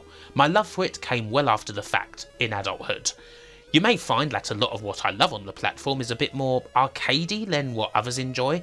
So for example, while the C64 definitely did bloody great in the world of RPGs, and certainly a hell of a lot better than the Spectrum did, it's hard for me to include games that I've never really touched, old RPGs from the 80s that would be a struggle for me to really get to grips with now. Still, this is undoubtedly a high quality top 50 indeed. Even if you may not agree with the order, I'm sure you'll agree with the standard of titles itself. Mostly anyway. With all that said then, let's just get on with it, shall we? The top 50 starts with a text adventure? I mean, if you've ever seen me try to play any of these games, you'll know that text adventures really aren't my thing at all. But Castle of Terror is one of the very few that I will accept. Why? Well, it uses some of the C64's natural advantages. It sure helps things when you've got a pretty bloody good soundtrack playing throughout the game as opposed to stony silence. The game itself is a pretty generic adventure about heading off to a castle to kill Dracula, which unfortunately you can't actually do thanks to a bug, but the music in particular, as well as the smooth way in which it's all done, means that for once this is a text adventure where I won't just start randomly inputting swear words into the parcel after a minute or so.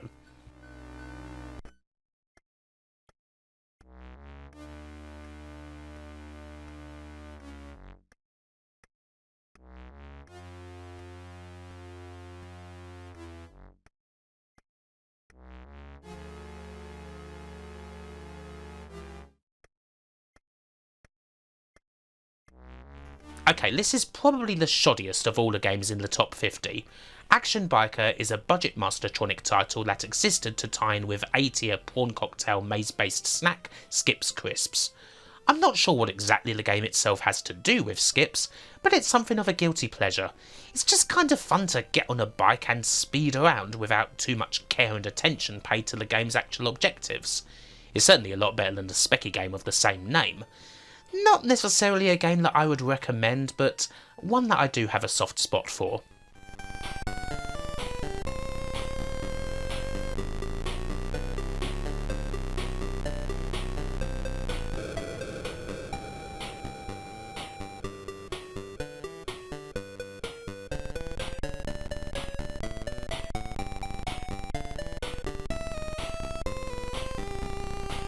Not every game has to be original.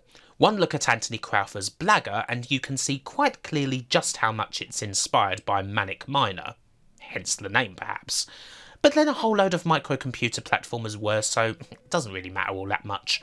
What does matter is that Blagger is one of the best made of all the Manic Miner type clones, with plenty of nicely constructed single screen levels to play with.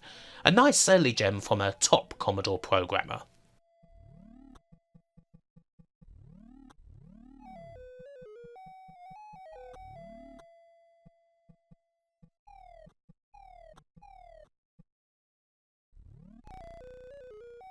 Summer Games is a more obvious entry into a top C64 list. You're kind of bound to see at least one or two of Epix's games make their way into any countdown, and not just because of the bloody awesome warm up your hands neon outline artwork on the cover.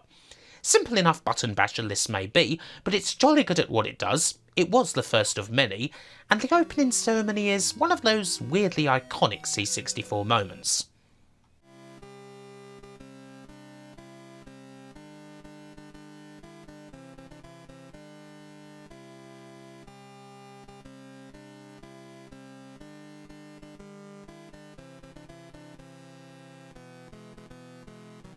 Speaking of iconic, I imagine a lot of people would have Beachhead higher up than this.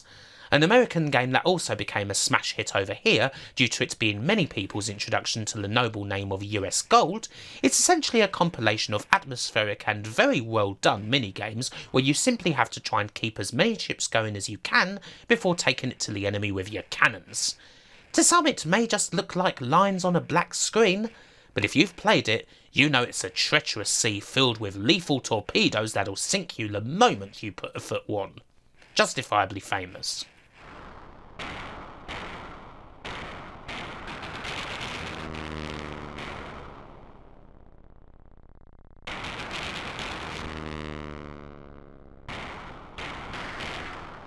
An early gem from the brilliant Sean Southern, Trailblazer is probably the first game in the top 50 that you couldn't get anywhere else other than the C64 at the time. Other micros just couldn't move those lovely grid floors fast enough. An early demonstration of the warp speed that Sean would later stick into the Lotus games, Trailblazer is a tricky game of moving a ball over many platforms and trying not to fall every 2 seconds.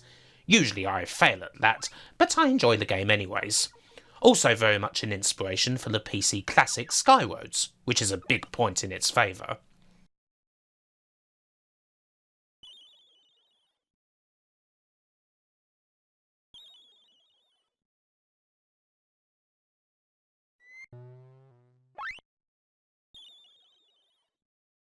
The second and final entry from Epix's Games on here, World Games is in many ways the one of the big four that never really escaped the Commodore. The ports for this one on the Master System and the like are especially terrible, unfortunately, whereas here on the Commodore you get a highly respectable amount of varied and generally well done events. I mean, there's not too many other places where you can experience the joys of log rolling, caber tossing, and even ball riding on the same package. On balance, this might be the best of all the games for me, just edging out California games on the Sega machines.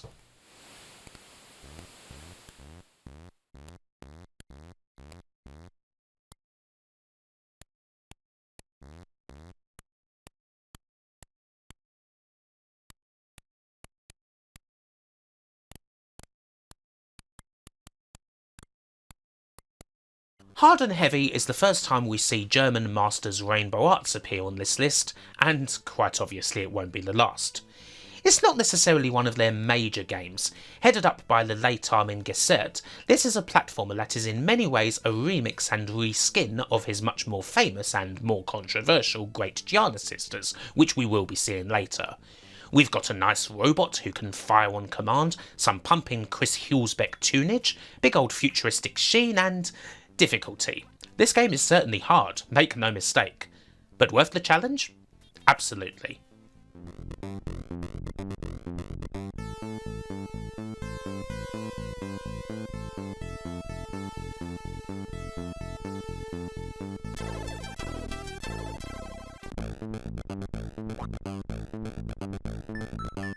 Ocean Software's take on Rambo First Blood Part 2 is generally a pretty good time on the micros it came out on, but it is unquestionably most iconic on the C64. As fine as it is on the Spectrum, it's hard to beat actual backgrounds and a storming Martin Galway soundtrack. It's a more open world take on the classic Commando formula, in which our hero starts off with little more than his old friend Colonel James Bowie to deal with hordes of enemies, but gradually builds his arsenal to become the one-man army that you would expect.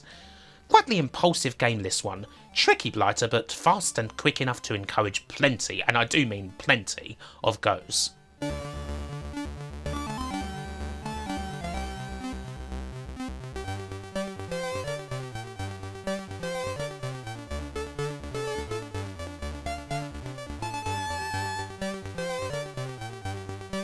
Another absolute given in this list, Access's Leaderboard is a game that basically built a whole sports genre by itself.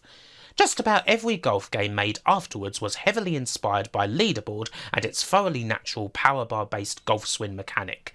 It's still not bad at all to play today, delivering the general relaxation you would expect from a nice little golf game. Even for someone like me who can barely hit the ball with a stick in real life, golf games are surprisingly addictive. And it's hard to imagine just what they would look like without the existence of Leaderboard.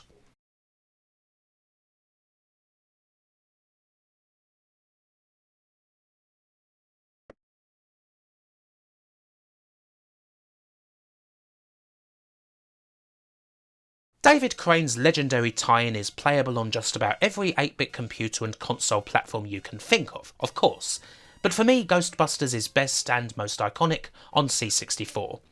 You all know the drill. Build up your Ecto-1 and prowl New York City in search of spectres. Drive to the location, try not to cross the streams, and trap those ghosts without getting slimed. Do this and you'll successfully manage the city's PK energy and get a chance to enter the Zool building. Pretty repetitive of course, but satisfying here, whereas it's obviously terrible on something like the NES. That said, the most joy in this game may well be successfully timing presses of the space key on the title screen to get that digitised Ghostbusters squeal in time with the SID rendition of the iconic theme.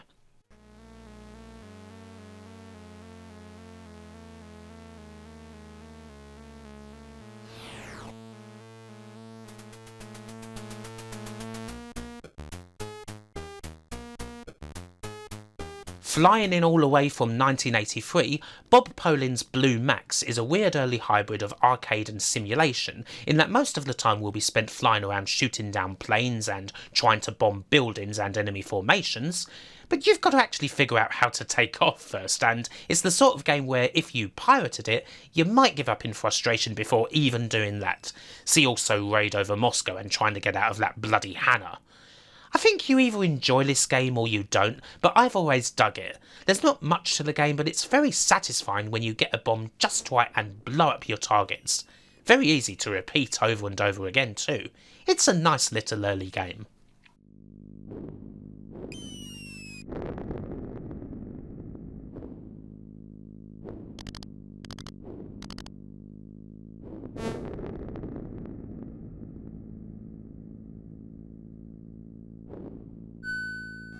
Sticking with shoot-em-ups, here's Uridium, another one of those iconic C64 titles where, even if versions of this game on other micros were actually really good, the Commodore one still stands above the rest. Graft Gold's game is essentially a take on Defender where you're flying above an enemy base, you destroy everything you can on the ground while dodging enemy fire up above, and do it all in a couple of minutes before you land and initiate the self-destruct sequence. It is famously brutally difficult, but the cocktail of brilliant sound effects and unbelievably quick action make this a quintessential game on the platform.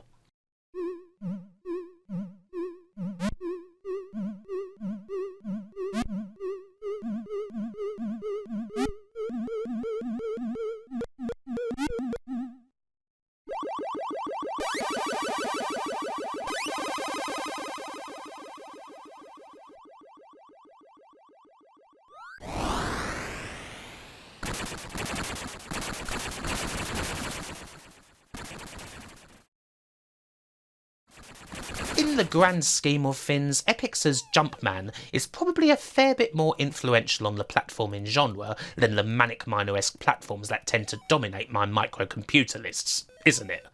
It's certainly a faster game. Originally created as a home riff on Donkey Kong for the Atari 8-bits, it's still got a nice chunk of charm and playability despite being so old. And I think you can easily figure out by now that I'm a big fan of micro single-screen fun, can't you? Certainly this deserves a place here.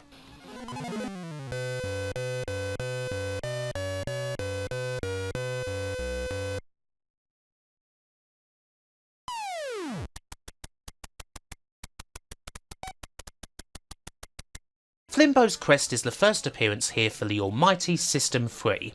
It's nowhere near the most famous of their C64 games, obviously, but it's a very cute platformer that I have a big soft spot for.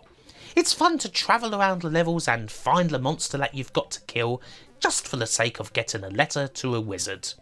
Cute platformers are often pretty barbaric if you think about them too hard, as it happens. The mechanic here allows for some tricky timing-based puzzles in later levels that you don't often see in games like this, and it's just fun to screw around in it. Pretty underrated, in all honesty.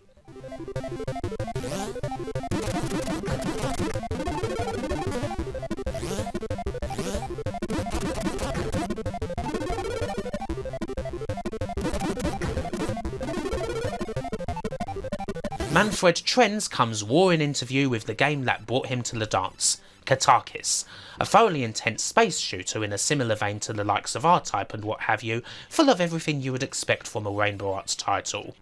Technically, it's simply got the best of everything, from cracking graphics to Chris Hillsbeck. Gameplay-wise, it's as much of a beefy challenge as any other vintage C64 shooter you care to mention. Manfred obviously likes his games to be tough as old boots, and this is no exception.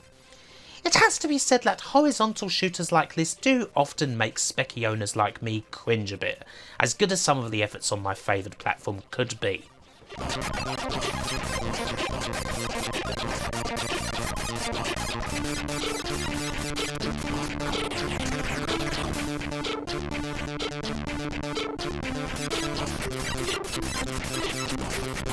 I have previously covered the American port of Ikari Warriors in a video before now, because it's one of the most pathetic efforts at porting a game known to man. It certainly stands in stark contrast to this, the European version released by Elite and coded by a certain John Twiddy, aka the guy who went on to make The Last Ninja. This is a staggering effort, full of enemies, music, graphics, the lot.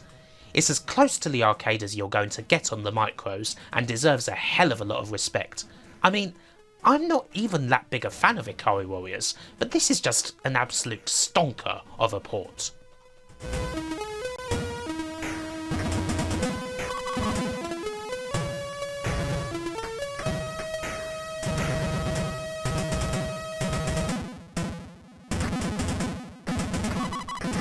Cyberdyne Systems' Armorlight is a similar story to Katakis, only the R-Type influence here is even more apparent due to the endless tight nooks and crannies you have to squeeze your ship into.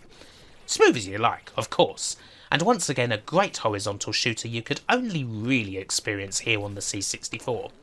Mind you, the Specky did get a half-decent demo back in the day, but the full game unfortunately never arrived. Armorlight is an absolute cracker, and the most famous game from these quite obscure code merchants.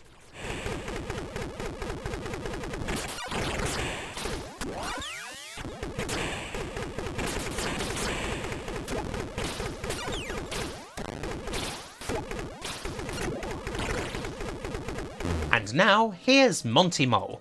The two Monty games on this list are actually kind of unique.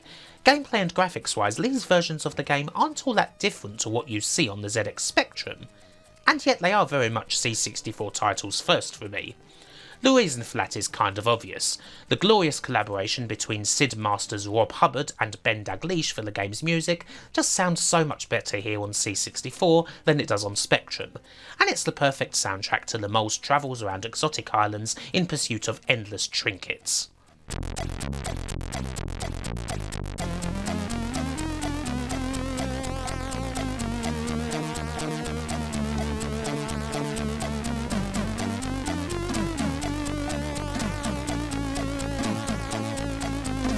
Paradroid. Weird game this. I'm not sure I could fully explain how you actually play it. There's a lot of very weird complexities to the title, the sort of things you only really see on old British micro games. It's much the same story with the game's specky equivalent, the also fabulous Quasitron. But of these two brilliant Graft Gold titles, I'd pick Paradroid if I had to choose between them. The top-down view here is a bit more utilitarian compared to the isometrics of Quasitron, but it results in a faster and much more intense game where you're never quite sure just what's behind each and every door.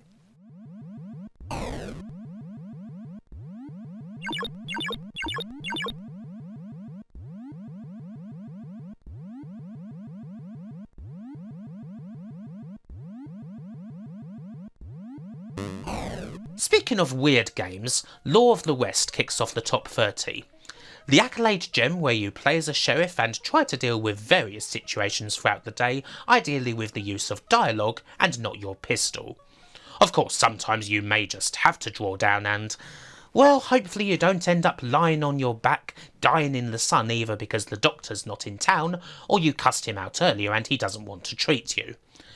Law of the West is credited as the first game to use multiple choice dialogue options, and while it's a shame that it's so short, what's here is fantastic.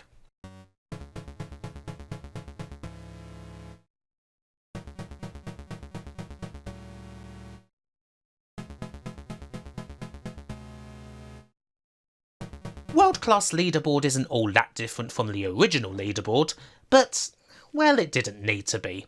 It's enough to have this brilliant formula and take it to even more courses that now actually feel considerably more like the real deal in construction. It's just more of an aesthetic improvement, providing more of a challenge where the original's play areas could be a bit more basic. And that alone is enough to justify having this here, the last word from the first great name in golf games.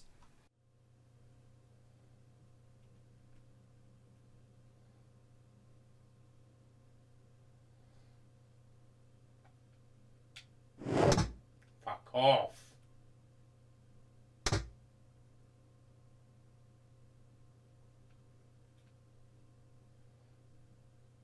I'll always go to bat for microcomputers because of the games on them that you just can't really get anywhere else. The ones that go all in on a weird idea, in ways that you don't always see as much on consoles.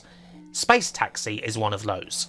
You take the idea behind something like Joust and use it to pilot a ship through intricate areas, ferrying passengers from point A to point B. Leaving aside the iconic speech samples, the "Hey, taxis" and what have you, it's another computer gem that only needs a single screen for its levels, and that tight construction is just so appealing to me. There's not much like Space Taxi aside from games like Ugh, which essentially paid homage to it.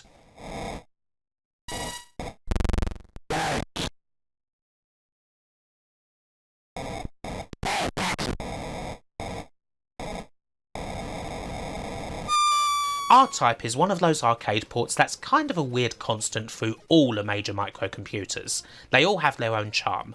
If the Spectrum version punches so highly above its weight, the Amiga version is classically definitive, and the newer Amstrad version is testament to what homebrew coders can pull off, the C64 version is a raw exhibition of Sid and Vic2, Rainbow Arts flexing those Katakis muscles once more, with Trends and Hillspec going all out. The gameplay for me perhaps isn't quite at the level of the versions I just mentioned, but still, this is R-Type written large, with a big old C64 flavour.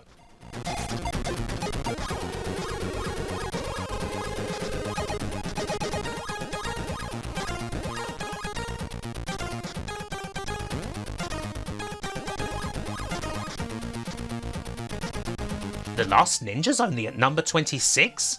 Right at the halfway point of the list? Really?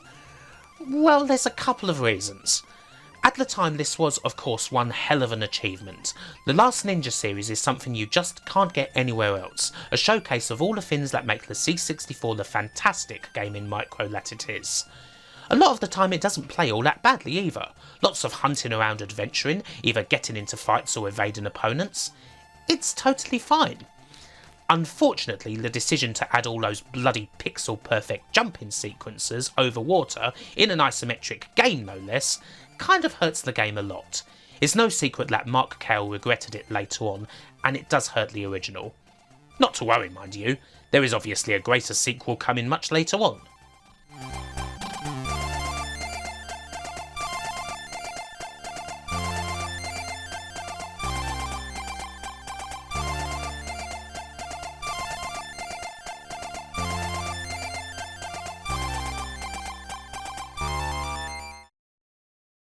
The true halfway point of the list sees us look at another game loved by C64 fans, and rightly so. Mayhem in Monsterland is one of those coup de grace titles for the Commodore. It came out as late as 1993 and serves as a final example of just how good the machine could be in the hands of those who could work it. It's an ultra-smooth Euro platformer that in almost every regard feels like it could be a 16-bit title. Not bad for a computer that was well over a decade old by this point. And for all the game's technical achievements, it doesn't skimp on gameplay either. It's more than engaging enough to provide a fine experience bouncing on enemies and collecting stars. In short, it's a very nice way to bid farewell to a legend.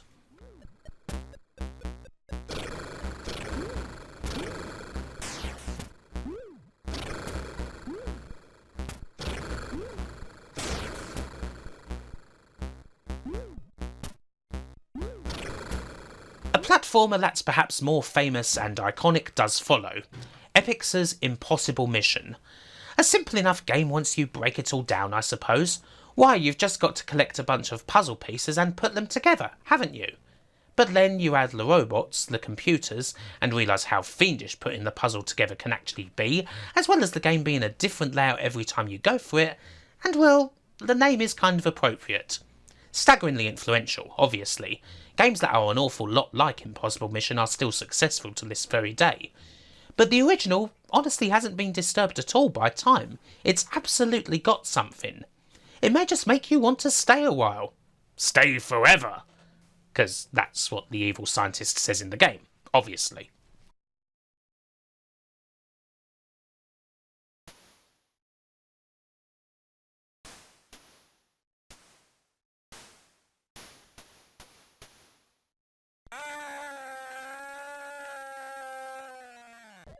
Much like The Last Ninja, System 3's original International Karate is great, but does have a much better sequel coming up. Not to mention another game that's very similar to it, but kind of manages to just be that little bit better. The development of the game itself is quite the revelation. It's a wonder it ever came out at all, it was a disaster zone for most of its development, and you only need to look at the game on the Spectrum to see just how it could have turned out. Thankfully, Archer McLean stepped in on the C64 to sort things out and bring this game home. Is it a lot like Way of the Exploding Fist? Yes, but it lays the groundwork for something that's going to fully eclipse both.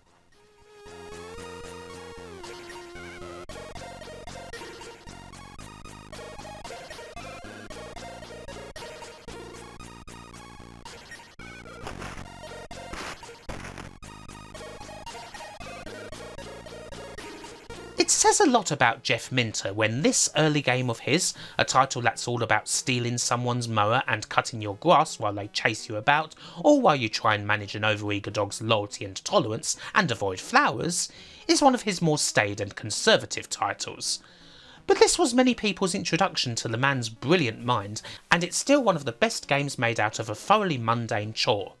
A little bit like Kicks, a bit like his own Grid Runner, and a bit, well, just a lot Jeff Minter. There's no one else like him.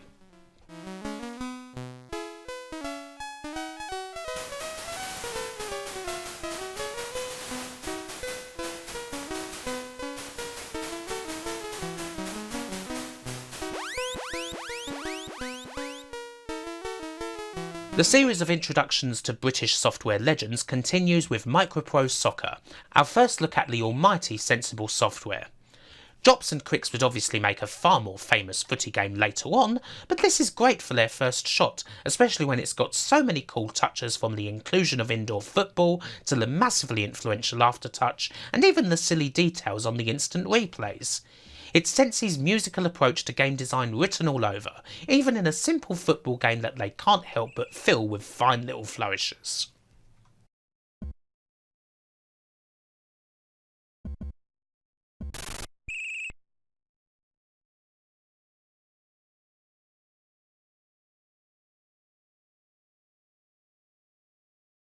The first thing most people mention about Barbarian is that somewhat raunchy Maria Whittaker and Wolf from Gladiators based cover, and while that's famous, it kind of ignores just how good the game actually is. It's another one-on-one fighter that just works on the C64, and more than just being international karate only with muscles and swords, it does have something special in that one great equaliser. You can be all the way down in a fight, almost to the brink of death, but you're never more than one hit away from victory. When a perfectly executed Conan-esque spinning slash lops the head off of your opponent's shoulder for the lizard to kick off screen as they laugh and drag your poor enemy's body away, well, that's got to be one of the most satisfying things in all of C64 gaming, surely.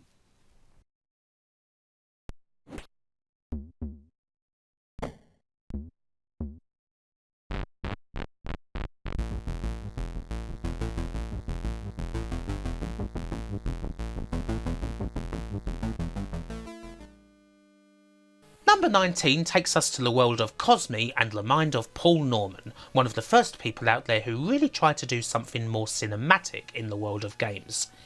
His first title, Forbidden Forest, is probably his most famous, but my heart's always been with his second, Aztec Challenge. It's a collection of fairly simple minigames, and a lot of folk may never even see past the initial and still quite impressive gauntlet, but something about it just keeps me persevering. The music, which Norman composed himself, has a lot to do with it, probably one of the first great examples of what the SID can do. A build-up of quiet tribal drums getting ever louder before culminating in a brutal, crunchy riff as you get further and further in each level. On the whole, not bloody bad for 1983.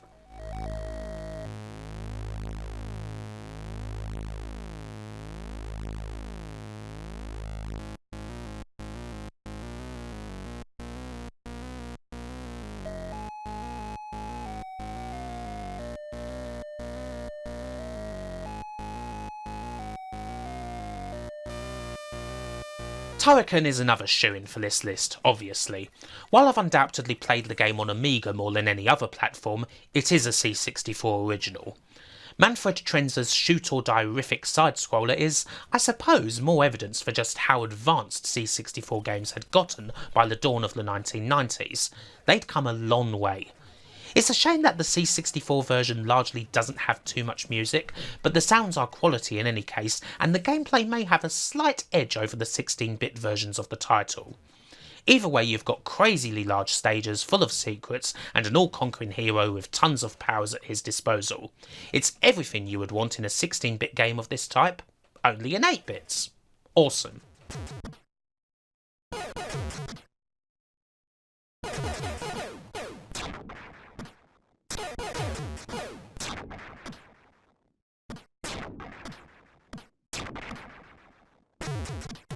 Who doesn't enjoy a lovely bit of running around, making your way through piles and piles of sand, collecting gems and avoiding getting thoroughly stroughed in the head by rocks? Many games followed this formula in the Micro era, but the original Boulder Dash is still probably the best example out there. There's not all that much to it really, it's such a simple little game, but those tight time limits are enough to make you rush around and potentially make mistakes. Just as it's satisfying to breeze through a level in double quick time, few things make you feel quite as foolish as screwing everything up and trapping yourself in, leaving no other option aside from self-destruction. You just gotta strike the right balance.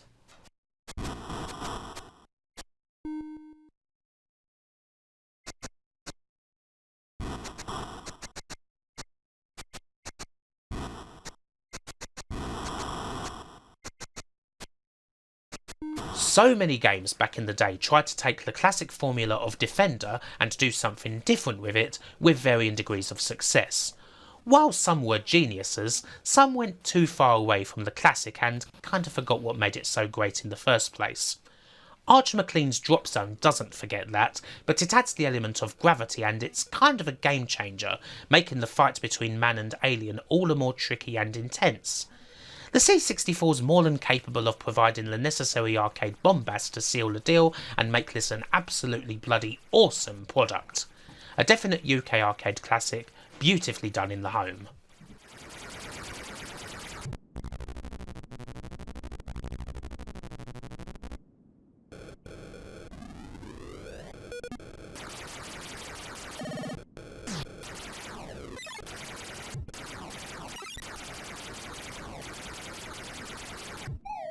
Gremlins Bounder is many things.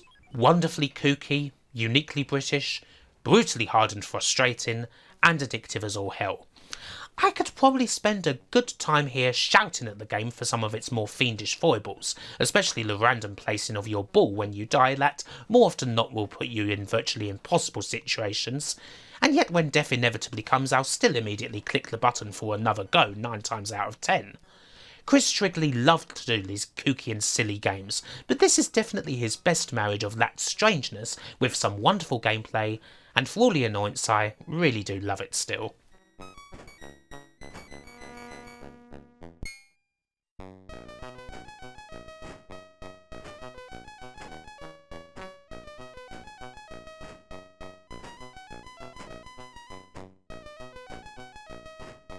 International Karate was good, but obviously it wouldn't have existed without the Way of the Exploding Fist, and for me, this game's that little bit better.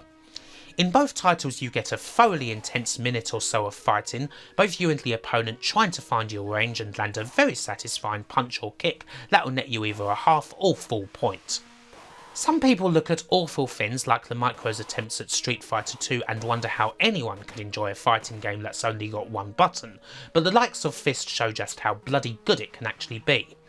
Even if fighting games certainly got more advanced, this is still excellent.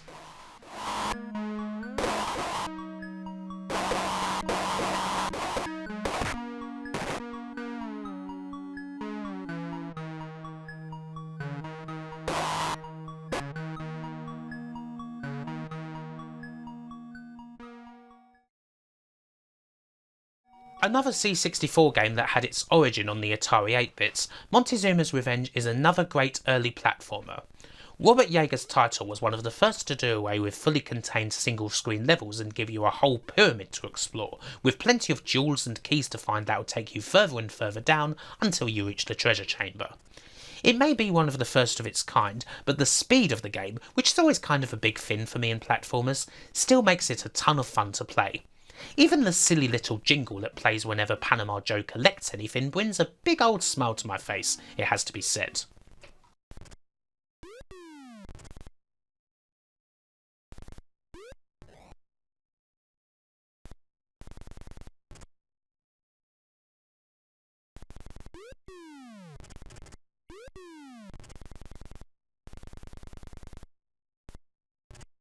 There is something very gratifying when an 8-bit micro arcade port doesn't only match, but surpasses the arcade original.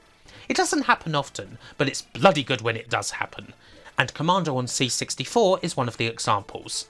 I mean, it's not like the original Commando's bad, in fact it's great. But this, with all the gameplay intact, plus Rob Hubbard's all-time legendary soundtrack? Sorry, but this is the first thing I think of whenever Commando comes up. A legendary top-down shooter that you can just blitz through if you want to, complete with all that lovely SID crunch.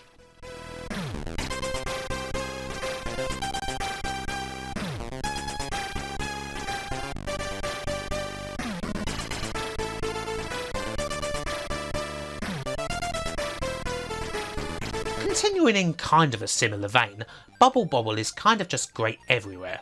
Arcade Original, Speccy, Amiga, NES, and here on C64.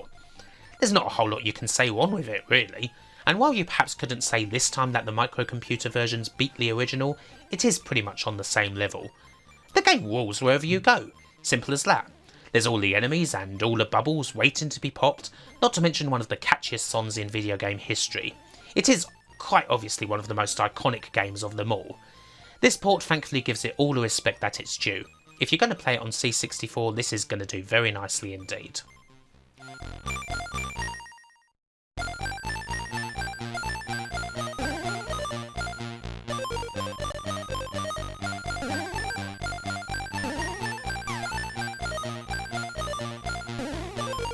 The top 10 is here, and we start off pretty damn strong with Last Ninja 2. And as loved as the original was, there was no doubt that the sequel improved on it in basically every way, in more than just not having any bloody pixel perfect jumping sequences. It's kind of a bold step to take Armour Cooney and send him travelling through time to contemporary New York City, but it just adds to this game's cinematic ambition, and it nails loads better than just about any other C64 game that tried to pull it off. Annoyances from the original have generally been smoothed out, it's gorgeous to look at, and I mean, look, as much as I sound like a broken record talking about a C64 game's great music, just listen to this freaking amazing thing. What music? And what a game.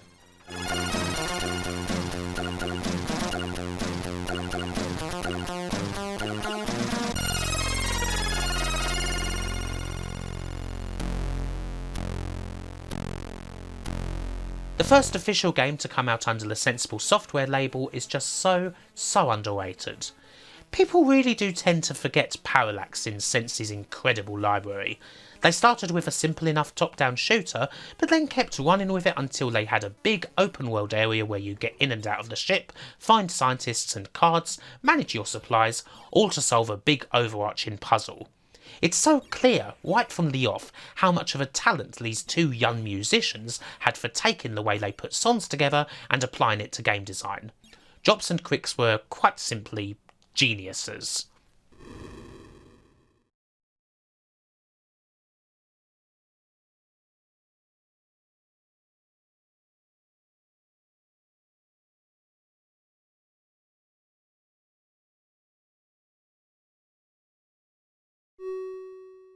Monty Mole's only gone and stuck his head out again, hasn't he? It wouldn't really be a micro-based list without one classic example of the slow and exacting micro-platformer, just as originated by Matthew Smith. But this is, of course, Peter Harrop's creation, and the third instalment of Monty Mole's adventures is by far the best of them. It may be evil at points, especially with those random bloody crushers and traps disguised as collectibles, but it is still awesome. And yes, it does have what is probably the definitive piece of Commodore 64 music as its soundtrack, a song by Rob Hubbard that's kind of transcended the game and the platform, to the point where many people would recognise it despite never actually having played Monty on the One. But they should, because the game that the music accompanies is a perfect complement to it.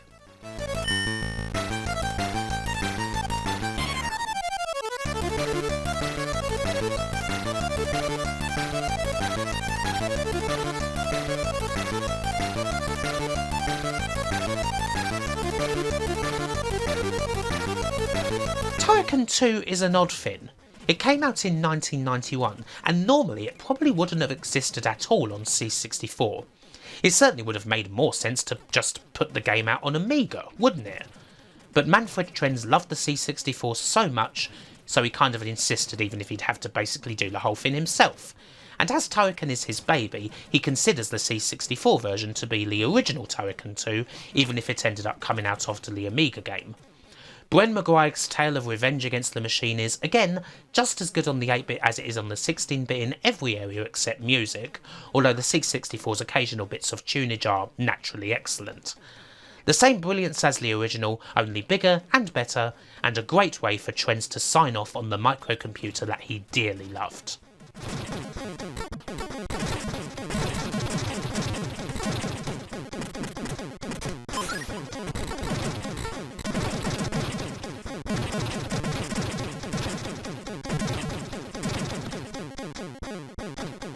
If there is one thing that I love in a puzzle game, it's the ability to tinker, to be given a task and tweak little bits here and there in order to get the solution. And few games satisfy that urge quite like Deflector, which is for me one of the very best puzzlers ever created. More people really should know the name of Costa Panayi, it has to be said. The man made some of the absolute best 8-bit games, from Highway Encounter to Hate, but this is definitely his peak. And it does, of course, feature what I believe to be the signature song of one of the best to ever work the SID, the sadly departed and much missed Ben Daglish. Cowbell and all. If you haven't ever played Deflector, you're seriously missing out on a classic.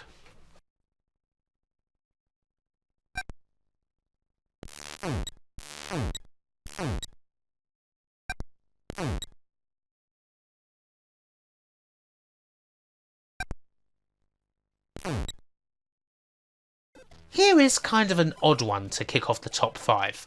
For all the brilliant games that I've featured from Rainbow Arts, here's my top pick from them. And it's the one that in many ways is a homage to Super Mario Bros. So much so that Nintendo sued and got the game removed from the shelves.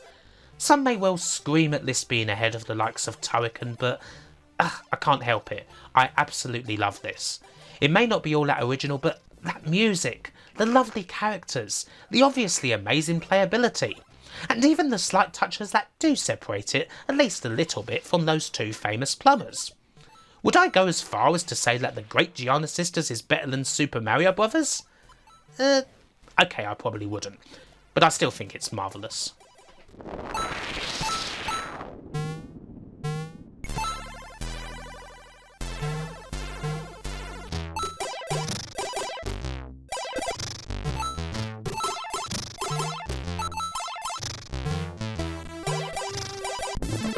Most licensed game tie-ins were generic as all hell, and there were a lot of them.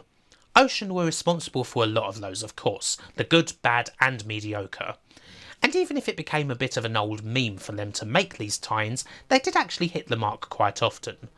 But Frankie Goes to Hollywood is something else entirely. A tie-in that isn't just about a band, but more about an ideal, whatever it was that Frankie represented back in their pomp. That's what ZTT wanted from a Frankie game, and developers Denton Designs utterly nailed it. It could have easily been something stupid and shallow, like if it was just the mini-games you played or whatever. But instead these games are just one part of a fully featured adventure where you search for both the Pleasure Dome and for yourself, your quest to become a real person, as the game says. It is as 80s as it gets, more so than anything else here perhaps, but there is nothing really like it, certainly not when it comes to tie-in games. And as such, it is absolutely one of the best tie-in games ever.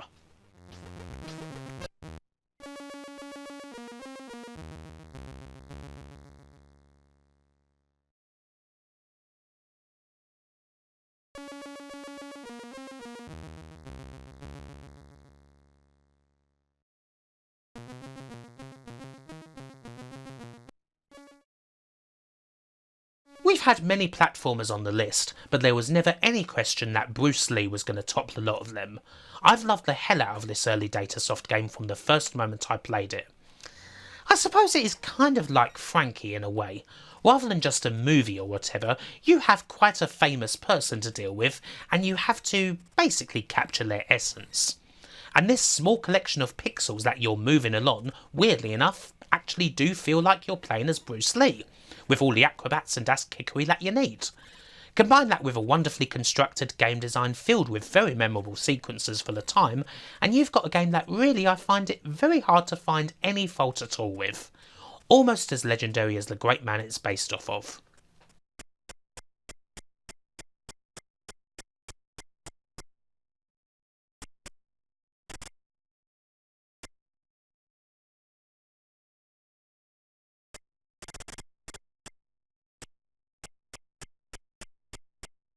The race for number one then, and my god was it close. Closer than any other list maybe. Two games for me utterly define the C64 more than any other, way ahead of the rest of the pack. In the end, Archer McLean's IK Plus is number 2, and could very easily have been number 1. It's far more than just the addition of a third player to the mix, although that sure does help. Archer never quite understood why fighting should stop fully if someone got knocked down, and adding the third man was his solution, ensuring that there's always something going on, and making IK Plus a furious flurry of flipping and fists of fury. You've got the beautiful surroundings, Rob Hubbard music, and the fun minigames too, of course, but something about IK Plus's organised chaos is perfect, and it kinda just becomes zen. I can easily put an hour or more into IK Plus, simply playing it over and over, endlessly restarting upon defeat, and not even realising just where the time's gone. That's no mean feat for someone as easily distracted as I am. It just takes over, really. Again, there's almost nothing separating this from the top spot. This isn't just one of my favourite C64 games, it's one of my favourite games full stop.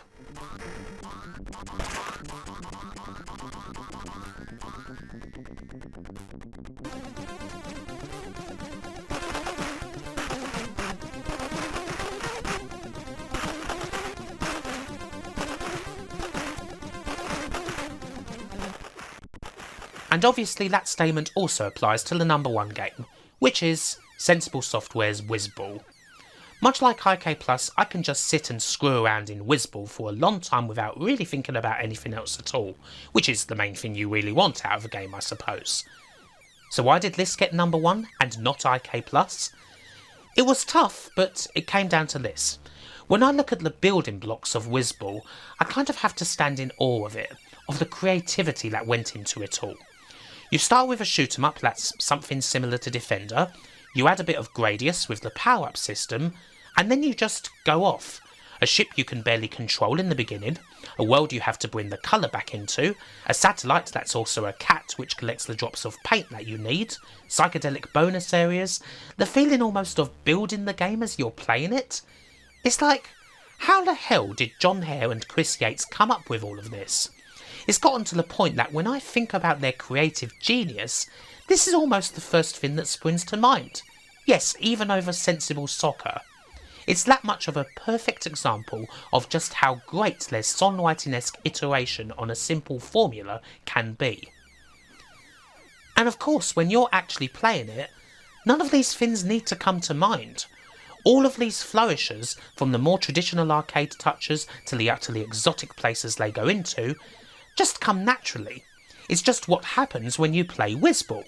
It comes together into a package that is, for me, honestly, perfect. I cannot fault Whizball at all.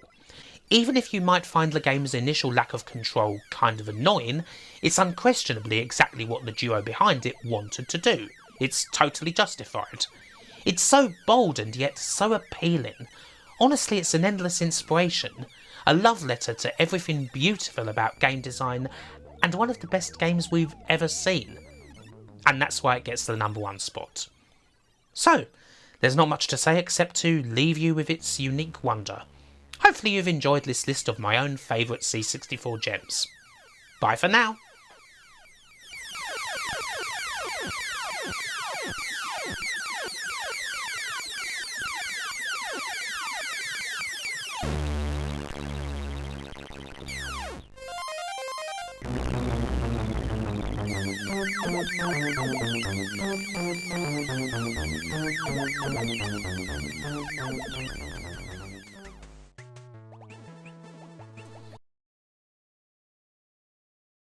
We can't have a NES list and not have a SNES list, can we?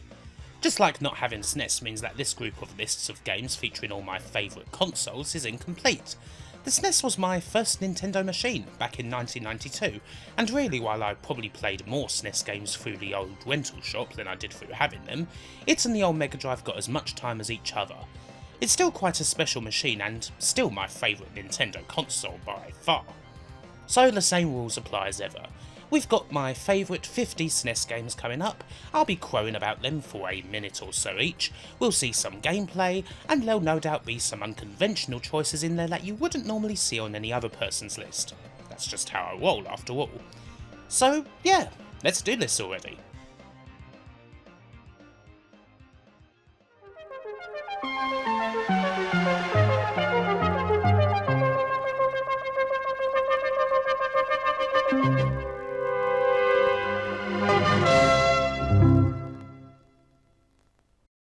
The number 50 game is actually quite an apt way to start. Jurassic Park for me is kind of the epitome of a rental game. I would have never actually wanted to buy this title for various reasons, but I did rent it quite a lot as it's pretty perfect for that. Yes, Ocean's Jurassic Park is flawed in many areas, despite being by far their most ambitious movie tie-in. The game is stupidly unforgiving and will happily kill you immediately if you dare stray off the expected path, and those first-person segments haven't exactly aged brilliantly. These flaws are all pretty noticeable now, and it's clear that Sega's more straightforward action platformer is the far superior game in every way. As a child who loved dinosaurs and Jurassic Park, however, the promise of being able to explore the place, somewhat, in this game was very alluring and kept me going back, at least for another couple of nights at a time.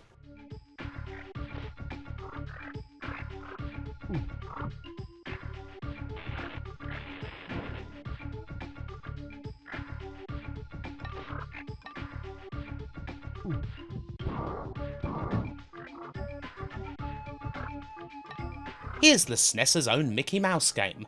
Now of course Mickey Mouse was far better suited to the Sega, that's just obvious really. But Magical Quest isn't a slouch. It is a lot like a 16-bit version of all the classic 8-bit Capcom platformers, with quite the similar feel about it.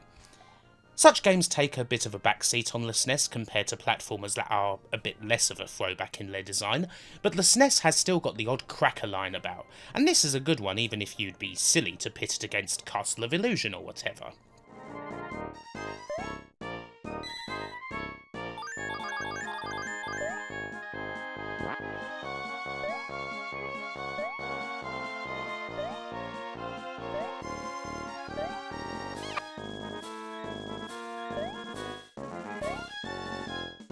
Shoot-em-ups on the SNES tend to get a bit of a bad rap sometimes, mainly from people like me who are comparing them to Sega's shmup collection. It's easy to exaggerate the presence of slowdown and what have you. But the SNES is home to some awesome shmups, and it's the only place where you could find R-Type's excellent sequels. Super R-Type is a fearsome brute, the sort of bastard shmup that takes you back to the very start of the bloody stage even if you die on the boss. But the classic play, complete with all the charging and weapons and careful guidance you can eat, is still there, and it does set up for something even better later on.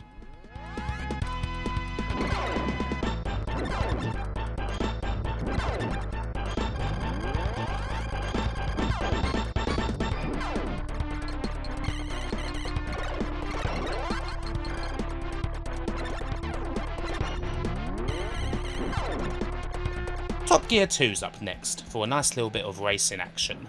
Seeing as this is from the same guys who did the Lotus games that are so bloody good on Amiga, it's not exactly a shock that this one's awesome. It's pretty similar with more focus on doing laps as opposed to beating arcade countdowns, there's the same great playability and the same fantastic Barry Leach music. These games were quietly the best races you could get on 16 bits, and there's quite a clear line from this game to excellent modern revivals like Horizon Chase Turbo. Gremlin, Magnetic Fields and Chemco all did a brilliant job here.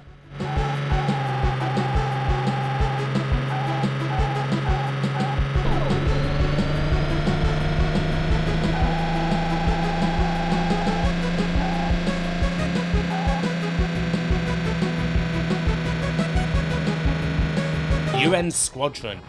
While it's a shame that the game's even better sequel, the utterly stunning Carrier Airwin, never really left the arcade, I've certainly got a lot of time for UN Squadron on SNES. It is one of the system's first shooters, and as such there's going to be a bit of the old slowdown when things get really going, but that does also mean the action is quite a big rush throughout with lots of things to blast and enemies to avoid, while also keeping your planes chock full of weapons and upgraded for the next battle. Capcom did a lot here to make a proper home version of the game, rather than just converting the arcade to the SNES, and it was definitely worth it.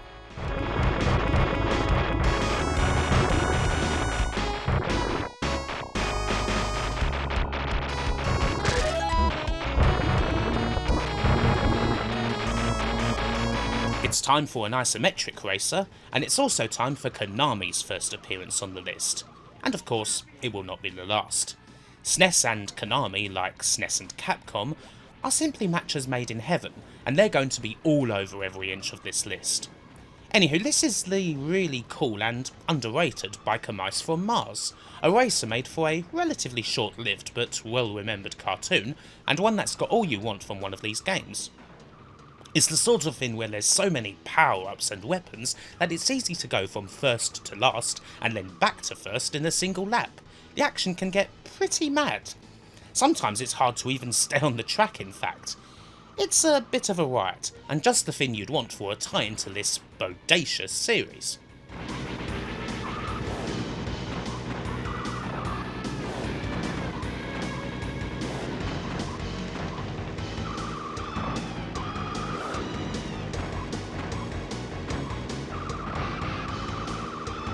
And hey, how about another Konami game? This is, of course, Axlay. It's another pretty early SNES shooter, and it's the one that is the Mode 7 fest, going all about with sprite rotation and zoom in to make something that's quite similar to the likes of Sylpheed. Easy? Not on your Nelly. Good? Definitely. Even if it might take a few tries to get used to a rather different viewpoint, it's a shoot 'em up with a lot to love about it once you get into its flow, and it goes with some cracking music too.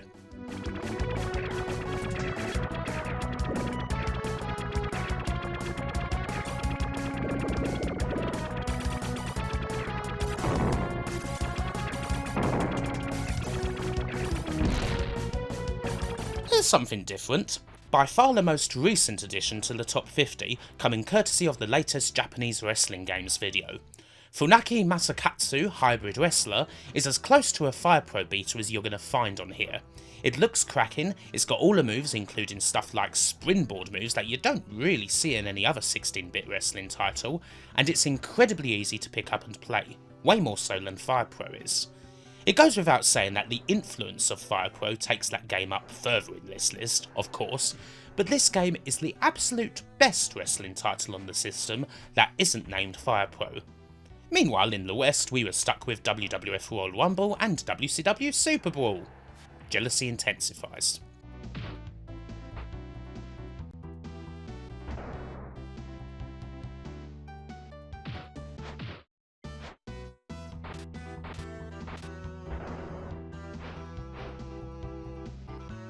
If there is one thing that's regrettable about Super Ghouls and Ghosts, is that you wish it had come out for the SNES a couple of years later than when it did, if only because it might have lacked the slowdown that's so often present in early SNES titles, and does have a fair bit of effect here. Otherwise, yeah, this is obviously great. an all-new sequel to Arthur's previous adventures where he's learnt how to double jump, his golden armour is more valuable than ever, and the game goes to many places where the series had yet to tread. You'll still have to do it all twice if you want to win, mind you. Once again, the presence of ghouls and ghosts on the system sets up for something even more epic later on in the list.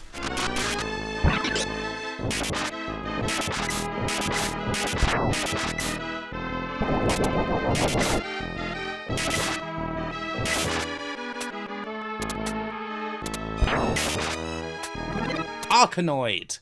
It's here, it's Arkanoid and, well, it's the same juiced up breakout action you've long come to expect. But it's always nice to see from Taito. As a sequel of sorts, Do It Again doesn't try to reinvent the wheel or anything like that, and is mostly just like its predecessors. But then, Arkanoid is a hell of a lot of fun. An almost relaxing game of high difficulty, especially when you actually get into a sort of zone with it. Of course, it's easy for that zone to break, usually when a power-up suddenly tempts you away from watching the ball, and you realise all too late that you're not going to make it back to that ball in time. It should be so simple to just hit the ball back and forth, but greed is unquestionably your greatest enemy. That's the hidden secret behind this legendary game's appeal, really.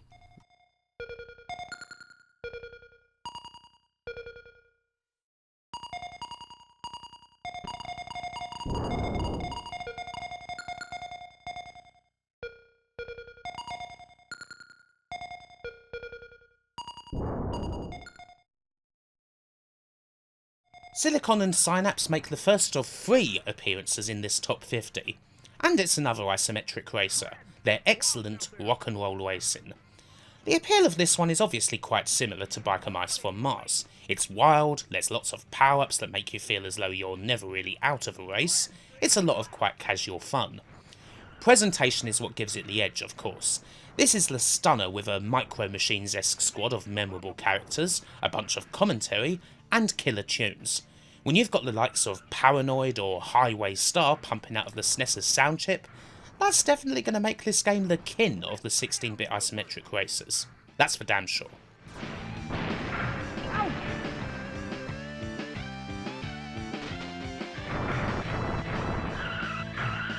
Rip jams into first. Rip fades into last. Capcom are back once again, and this time it's with another Disney tie-in, the quite different and pretty cool Goof Troop. While this game is very clearly designed with 2 players in mind, it's still quite fun with the single player.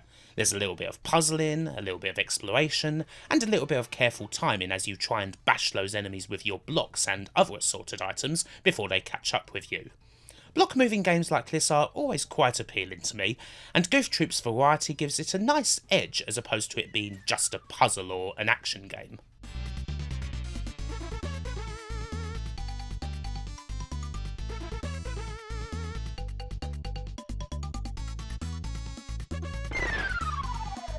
Batman Returns, as good a film as it is, represents a rather mixed bunch of tie-ins. A miserable effort on the Mega Drive for Sunsoft, some actually interesting attempts on the 8-bit consoles, a better Mega CD title where you could just focus on the driving, a shambolic and unfinished Amiga game. But it's quite clear that Konami's beat 'em up on the SNES smashes the lot of them. It may not be the most imaginative approach, but a Batman beat 'em up from the guys who utterly ruled the roost when it came to licensed tie-in beat 'em ups?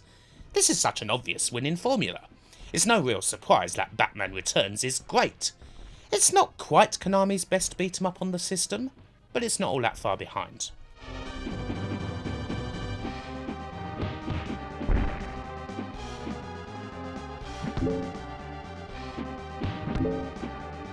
We have some sport next. There's only a couple of timeless sports games this time around, oddly less than there were for the NES list, but the 2 that are here are great, and Super Tennis is still one of the best emulations of the sport nearly 30 years after it originally came out. It shouldn't be all that hard to do tennis, really. Hell, video games started by emulating tennis, so how come so many managed to screw it up? This one doesn't. It's got all the shots, of course, but it's also got a varied set of opponents, and a pretty challenging AI that's always going to give you a bit of a test, no matter how good you get at the game. And of course it's got that little bit of kind of unnecessary, but still welcome Mode 7 flashiness that you should expect out of an early SNES title. Brilliant little game. Play.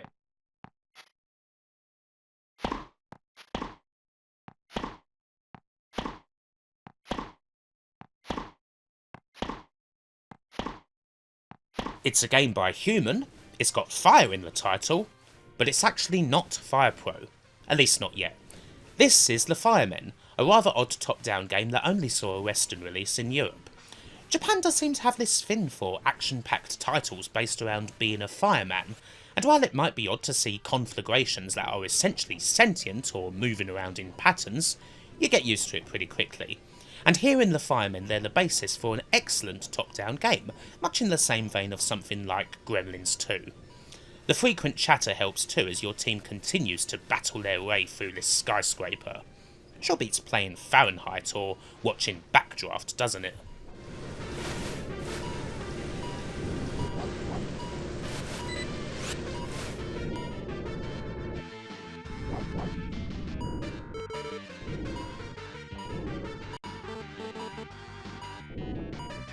Capcom once again, Disney once again, and it's Aladdin.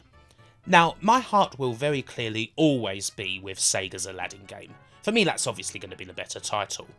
But in no way does that mean this game is bad. In fact, Capcom's Aladdin is really good and, if anything, a wee bit underrated.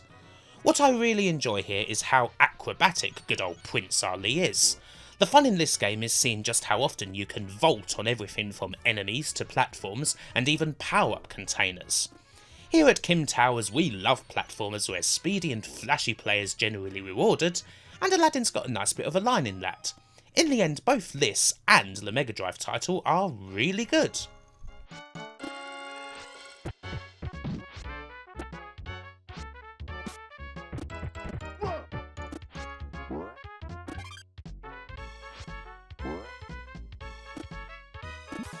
Smash TV is one of the greatest arcade games of all time, and naturally it got ported to quite literally everything.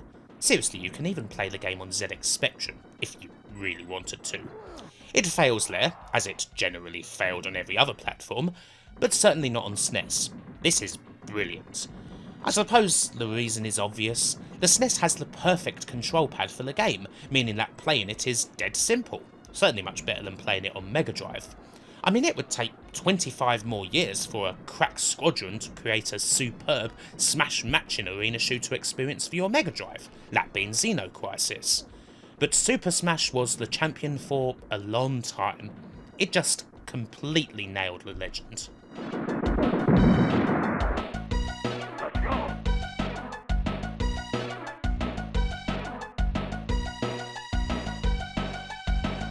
Big money! Big prizes! I love it! Just 2 entries ago, I spoke of how I love platforms where you can be flashy. And really, it's hard to look past Hagane for flashiness. This is another one of those poster children for rare and brilliant SNES games. It was only ever available in the West as an exclusive in Blockbusters, and as such it's quite expensive. But yeah, it's very cool. Our hero here has an utterly ridiculous arsenal of moves.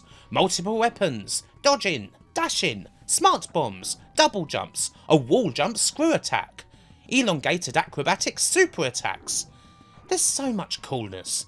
It's a real joy to play this game as ridiculous and as flashy as you possibly can, although this is obviously what ends up getting you in trouble. You do something stupid and you get hit or killed or fall into a pit or whatever. Still an utterly magic title, mind you.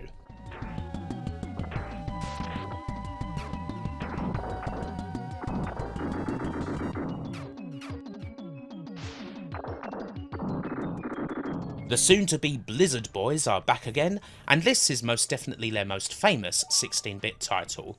We all love the Lost Vikings, a trio of Norse marauders taken completely out of their time, all of which have a very specific and necessary skill. Swift can jump all over the shop, Baliog has his sword and bow, and Olaf's shield could deflect a cruise missile. You're going to need all of them to get through just about every stage and avoid a Viking funeral, of course, but the absolute ton of character that the game has is what takes it from being just a really good puzzle platformer into a work of genius.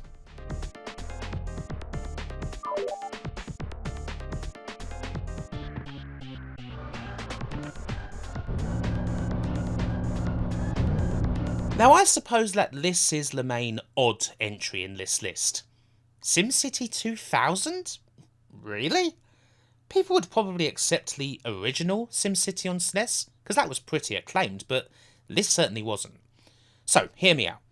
Back in the mid-90s, I wanted to play SimCity 2000 for the longest time. I saw it in magazines and it was utterly bedazzling. But I didn't have a PC, and my bog-standard Amiga 1200 just wasn't up to playing it, because I think you needed a hard drive, didn't have one. So eventually I turned to this version.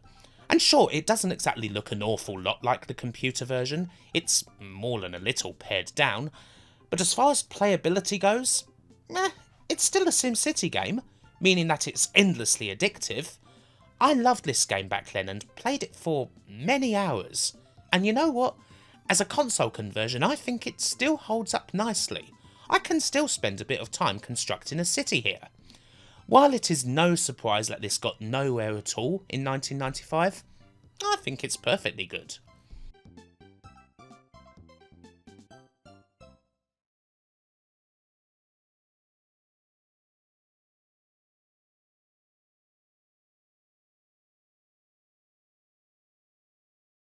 Here's a pretty cool game that I don't think is too well known. Fire Striker. Another game that's very much designed with multiplayer in mind, but works just fine in single player.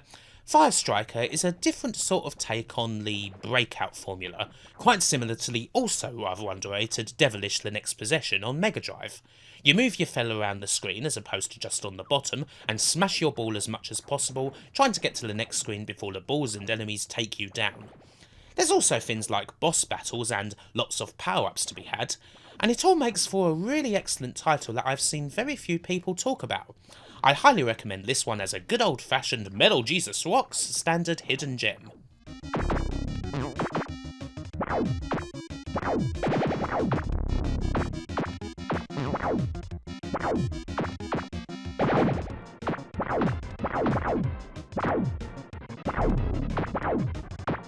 We've had some cool shooters so far, but when the almighty compile comes roaring into view, it's safe to say that things kick up a notch.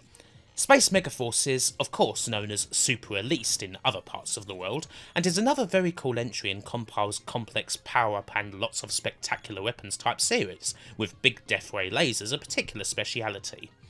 Is it quite the perfection of blazing lasers? Maybe not, but it's well up there with the other released titles like Musha and Power Strike, and as with most every compile shooter playing it is, in the words of the late great Robert Palmer, simply irresistible. Jeez, that was a bad one. It's so bad that I've had to put "that was a bad one" into the bloody script. Anyway, it was as bad as this game is really good.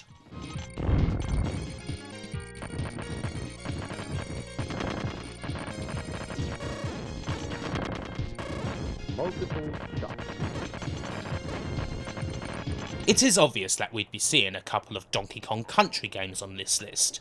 They're pretty high up there with the system's best platformers, at least in my opinion. As far as Euro platformers go with all their various idiosyncrasies, they're amongst the best, and I still appreciate the old pre-rendered look that the games have, even if not everybody is necessarily a fan. DKC2 here is generally the one that's regarded as the best, although I did spend an awful lot more time with the first game back in the day, and so naturally that's going to be higher.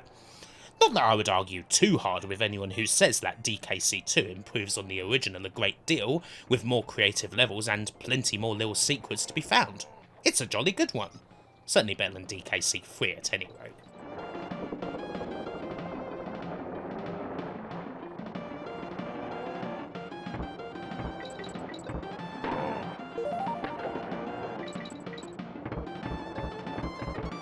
And now, here's an appearance by Kirby.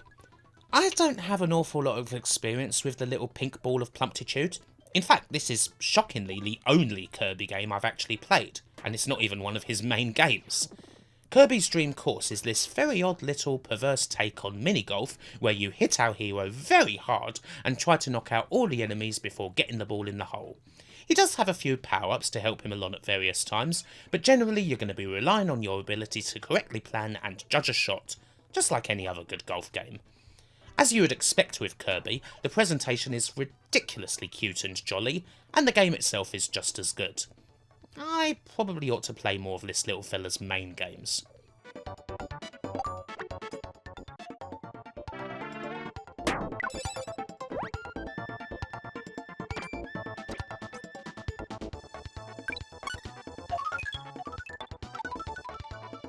We're very much staying in the cute arena for this next one. Konami's awesome Jikyo Oshiberi Parodius is one of the best shoot 'em ups on the system, and a bloody brilliant late system title. Now I have to confess that I'm not too big on a lot of Konami's shooters.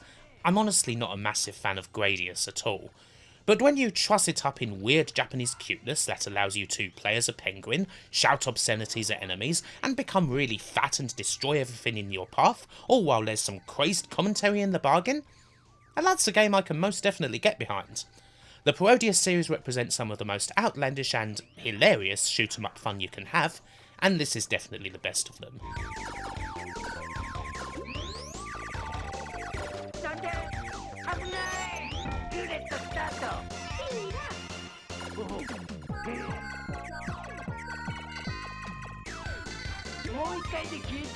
But enough of cuteness. It's time for a big tonal shift, and it doesn't get any harder than going from Parodius to Silicon and Synapse's Blackthorn, or Black Hawk if you're in Europe. For me, this is the SNES's premier entry into one of my favourite genres, the good old cinematic platformer. You can play Flashback on here of course, but to me that's better suited to the Mega Drive, whereas Blackthorn, that's one for the SNES. Thoroughly moody and grim, you play as a badass hero with a shotgun. He's so badass that he can shoot things without even looking at them. Aside from the usual trappings of the cinematic platformer, the cover-based shootouts and puzzling make this a definite hit. One of those games I could happily play for a good long while.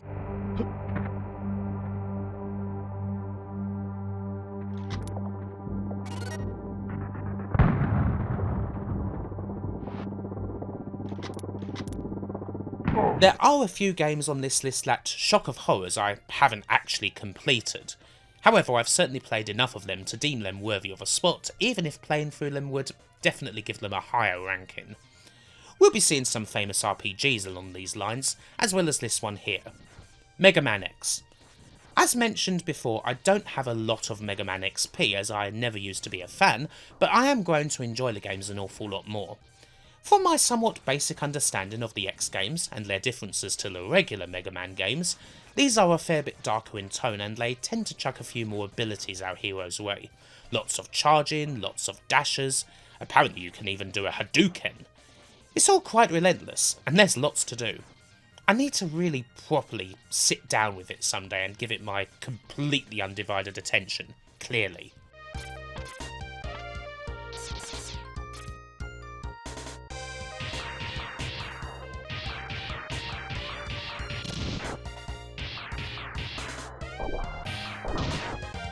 ActRaiser, one of the system's first games, and for a first game it is kind of an odd one.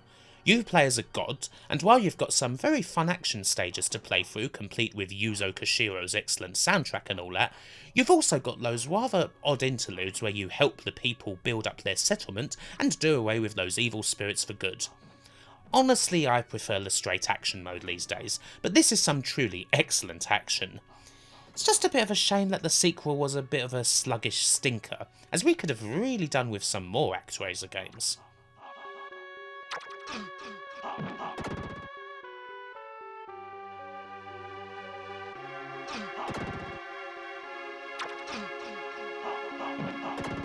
It's time for another sports game, and this time we go into good old-fashioned football, and a 16-bit footy game that's actually worth playing along with sensible soccer.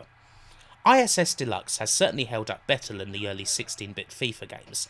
It's a lot smoother, looking a fair bit like a more arcadey game, but quite a bit deeper than your football champs or super sidekicks.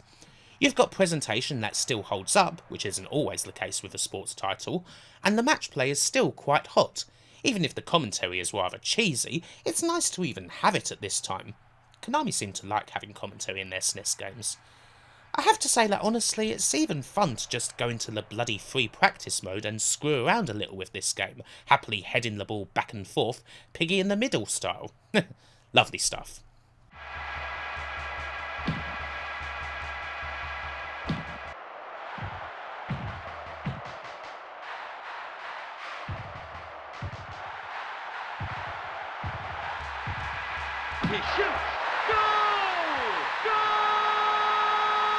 We're starting to get more and more serious. Cybernator is here now, also known as Assault Suits Falcon and one of the all-time great mech games. Sure as hell beats out Target Earth on the Mega Drive in any case. I mean, that game's not too bad, but this is just a huge improvement. It can be a little tricky to get to grips with mecha games sometimes, to know what weapon's going to be best for a situation, master all the moves you've got, and not just dumbly rush into a situation because you're in a gigantic robot and you feel invincible, only to then get pelted by a million shots and die in record time. Cybernator is one of the best introductions out there to a pretty tricky subgenre, more than worthy of a spot this high up.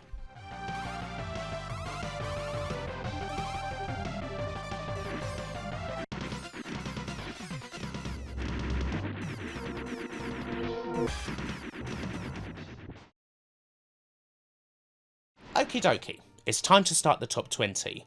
And again, even if I've not played this game all the way through, and I most certainly will someday, a SNES list would just be incomplete without it. Now I suppose that begs the question, why haven't I played Final Fantasy VI, or 3, or whatever, all the way through? Sometimes I'm just a bit foolish, I suppose. I start something, have a lot of fun for a good few hours, and then for whatever reason my attention span goes and before I know it I've moved on to something else. By the time I go back I've kind of forgotten everything and need to start again. Do I have some sort of block when it comes to lengthy RPGs? Perhaps. I have little doubt that if I played this through it would be easily in the top 10 or higher.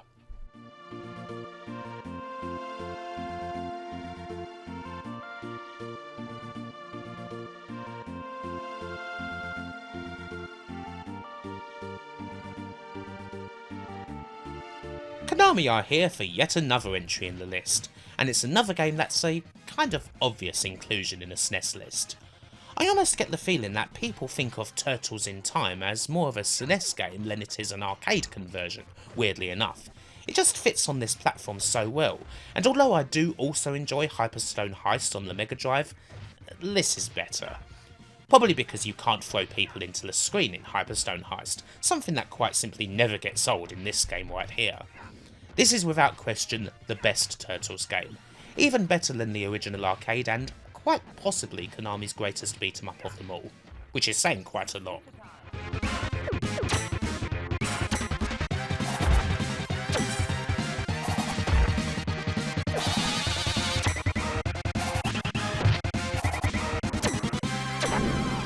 And now it's time for the system's best shooter, and this one can happily match up to near enough anything on the Mega Drive.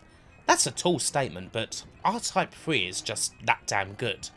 The R-Type series is pretty damn famous, of course, but I don't know, I'm not sure if IRM really nailed the concept of just what R-Type was supposed to be until this game. The third Lightning feels like the one where they just got it absolutely right. The focus on charging shots, the often quite mazy stages, the weapons that are usually a little bit different from just giving you tons of power in the front. R-Type 3 nails the whole lot, and it's by far my favourite entry in the series. It does all the usual things that a good shmup does, giving you that adrenaline rush and all that, but R-Type 3 does it in quite a different and very welcome way.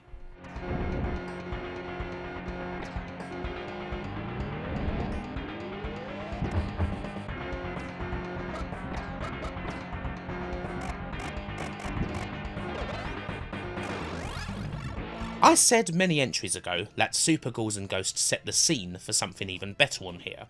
Now I suppose that's not the whole truth.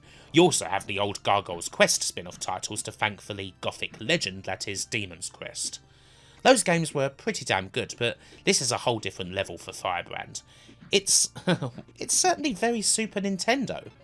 Now, that's a bit of an obtuse statement, but I can't really imagine this game being on anything else. Like, if it was a Mega Drive title, it wouldn't have been the same. There's a certain type of very atmospheric and very open platformer that only really works on this platform. You can probably guess what the signature example of this game is, of course. But even if Demon's Crest isn't quite as open as a Metroid title, it's pretty close in feel.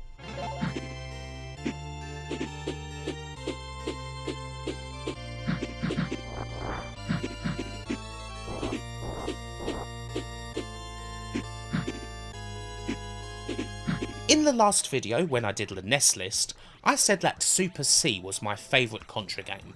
And I have to say, that wasn't something I put down without thinking about it. It's really close between that game and this one. Contra, or again, Probotector if you're European, doesn't lose anything in 16 bits. I suppose the only real issue here is that those Mode 7 horrific top-down stages are, they're not all that great really. That's the only reason why I'd have picked Super C as my favourite. The classic Contra action, however, my goodness. Just how bloody good is this? It's all that you could ever really want in a Contra game, and even if there have been some other superb entries in the series or in its spin-offs after this one, this more classic early Contra is still hard to top.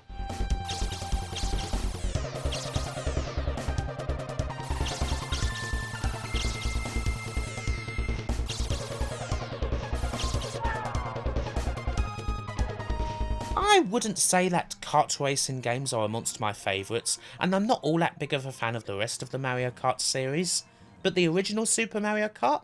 Absolutely fantastic, and my favourite in the series by far. Why this one?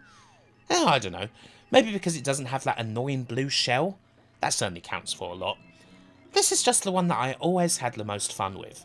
I love all the power-ups in this, the satisfaction that comes with a perfectly aimed shell or a perfectly timed mushroom that gets you from the middle of the pack to first place right at the end of a race. Other entries in the series may look way flashier, but this is multiplayer racing fun in its purest form.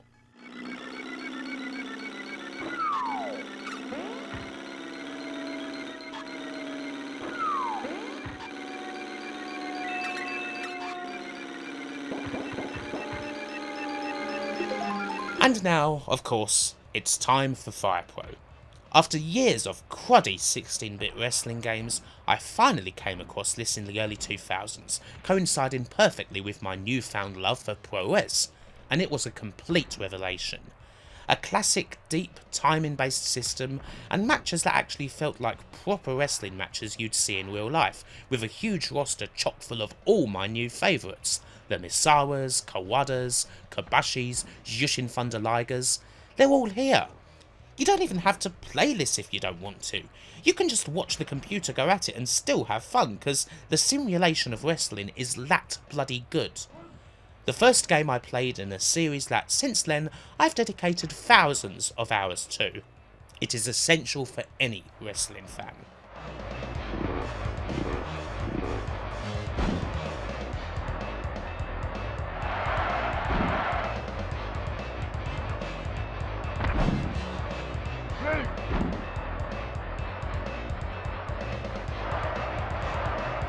The original Ninja Warriors had a thoroughly killer soundtrack, but it was a little simplistic and more gimmicky, best remembered for having 3 screens more than anything else. The SNES game is a different matter. Also known as the Ninja Warriors again, it's more single-plane beat-em-up action, but with tons more moves and the gameplay kicked up by several dozen notches at least. The result? Best beat-em-up on the system by a country mile. The greatness of the game has further been proved by a Switch-only sequel that people seem to absolutely adore, and I wish I could play. It doesn't even need to look all that different to this SNES game, because this game was already brilliant enough.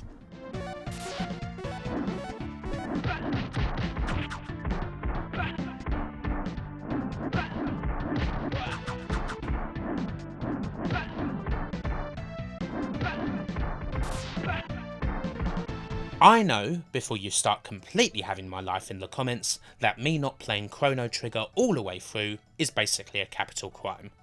I'm sorry about that.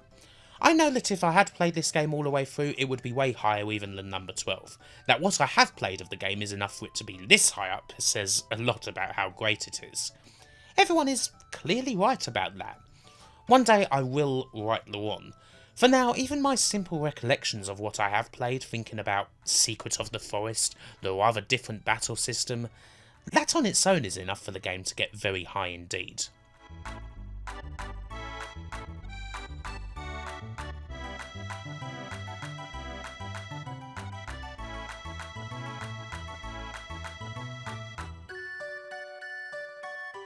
I suppose that Star Fox, or of course Star Win if you're in my neck of the woods, looks like a fair bit of old hat now. All that Super FX stuff that was hyped up so much, and we have a game that's mostly bare polygons and doesn't even run all that fast. But none of that technical stuff matters too much when playing the game, because even if it is basically a rail shooter, it's still a wonderful blast into the cosmos. It wowed me when I was younger because I'd never had anything in the home that was close to like it before, and I still love it now because the blasting, dodging and barrel rolling has actually held up pretty damn well, regardless of concerns about the graphics or the speed. And we can't forget about the secrets either, like the first time I discovered a black hole, or even managing to go out of the dimension. I will always have plenty of time for Star Fox.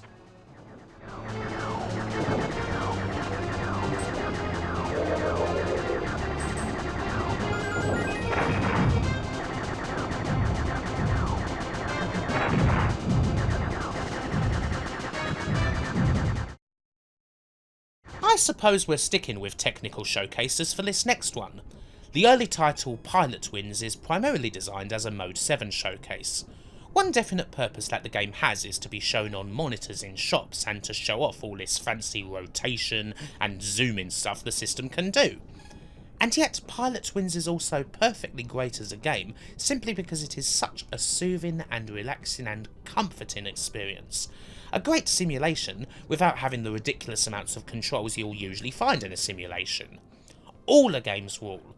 The parachute section that was such a staple of games TV shows, the light plane, the rocket belt, even the hand gliding once you get used to controlling it. It's kind of a shame that a Pilot Wings game didn't become something of a standard, a game that demonstrated what the new system could do, while also actually being very, very bloody good.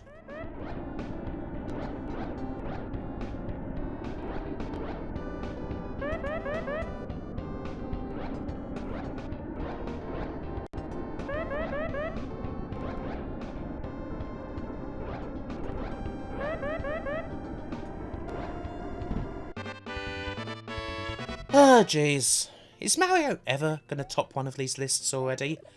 You'd think that arguably the most famous video game character of them all would have a pretty good shot of doing it, especially on his home turf, but Super Mario World only gets to number 9. Now, weirdly enough, I never actually played this when I was younger. My SNES didn't come with Super Mario World, it came with Street Fighter 2. I played it later on, and, well yeah, it's obviously a fantastic Mario game. Not only that, it's one that's absolutely chock full of secrets, far more than any other Mario game had been. Class like this is always going to be there, no matter when you actually get around to playing the game through. But, yeah, it's only number 9. Sorry.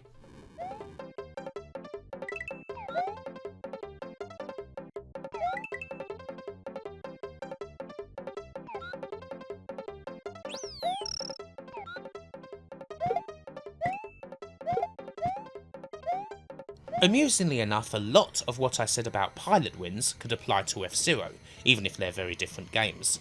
This is another one that's very much got the Games Shop monitor in mind. Look how fast this game is! Sure is a lot smoother than anything on the Mega Drive thanks to that Mode 7, isn't it? And again, if F-Zero was nothing but a technical showcase, it wouldn't be all that much to shout about. But no, all the speed and Mode 7 is in service of a classic.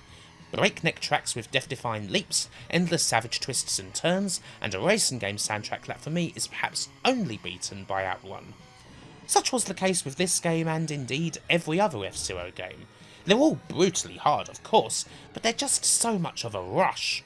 Even if failure happens quite often, and even if sometimes that failure can be the result of some bullshit involving those bloody moving chicane back markers you have to always dodge, you just dust everything off and go again.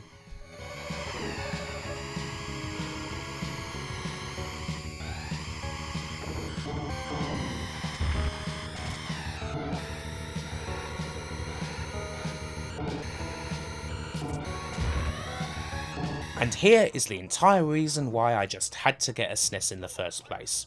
There was no doubt about it. For a time at least, SNES was the only way you could play Street Fighter 2 in the home. And sure, I could have gone with any one of the excellent sequels. Street Fighter 2 Turbo is great, Super Street Fighter 2 is great. Hell, Street Fighter Alpha 2 is a thoroughly credible effort even on a system that's way underpowered for it. Not number 7, but still good. But I played none of those on the SNES as much as I played the original World Warrior. Street Fighter 2 in the home was everything I hoped it would be. I didn't have another SNES game for months and months, but it didn't matter. I played it to death and managed to get the proper ending game for every one of the characters. Despite that, I'm still actually not that good at Street Fighter to this day. This may well have been surpassed by many other games in the series, but World Warrior was where it all got started. Fire! Yoda, fire! Sonic boom! Sonic boom! Yoda, fire! Yoda, fire! I know that some people may be shocked to see the original Donkey Kong Country up so high. A lot of people do seem to think that this one just hasn't held up well at all. Either you don't care for that very 90s pre-rendered look, which for sure hasn't exactly aged as well as a regular well-made sprite has. You may wonder how the hell list gets so high when most everybody thinks DKC2 has much better design across the board. For many, DKC1 is just too simple, or it relies too much on those bloody minecart or other assorted track stages for its difficulty. And yet, only a bit of this high ranking is down to nostalgia. While this was a definite must-have at Christmas in 1994, which usually was the only time I could get a new SNES game, it has to be said, I still love playing the original DKC. Did it deserve to make Rare such a darling, at least for a short while? Maybe not, but maybe it is that little special place I have in my heart for the Euro platformer, despite its failings, that makes me love DKC and think that it's just about the best of them. I suppose the David Wise soundtrack also has a lot to do with it, but flawed or not, this will always make me smile.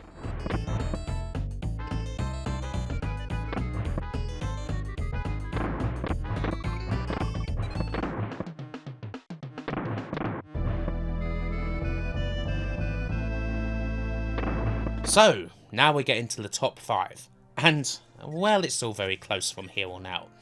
As you might expect, the big N itself is going to dominate proceedings. It'll be no surprise for me to say that 4 out of the 5 slots here belong to Nintendo, because, yeah, they're kind of good at making games. Games like this, the greatest of all the Zeldas in the opinion of this person here who hasn't actually played most of them. I suppose at least there aren't too many folks who'd disagree with that. Link's 16-bit outing is pretty bloody high up there, isn't it? I barely need to say a thing when so many people have bestowed this with greatest of all time status. It has everything you could ever want from one of these adventures. There will probably be people shouting and going all gun-ho about this game not being number 1, but whatever.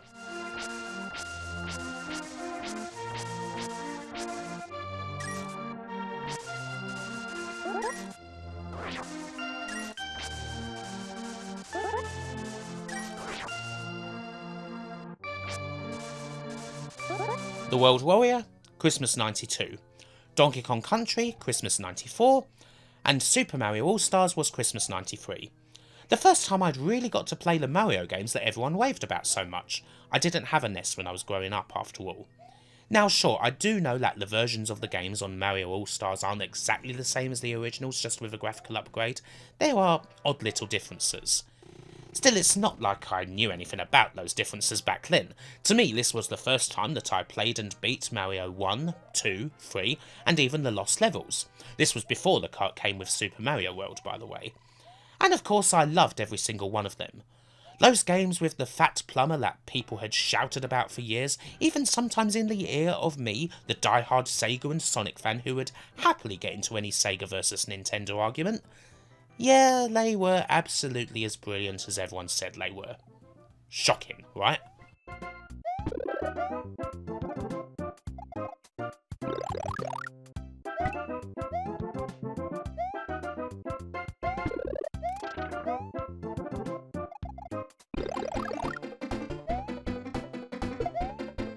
In the last NES list, the biggest shock for most people was undoubtedly a total lack of a little game called Metroid. I tried with that game, I really did, but it's tough to get into if you didn't play it back in the day.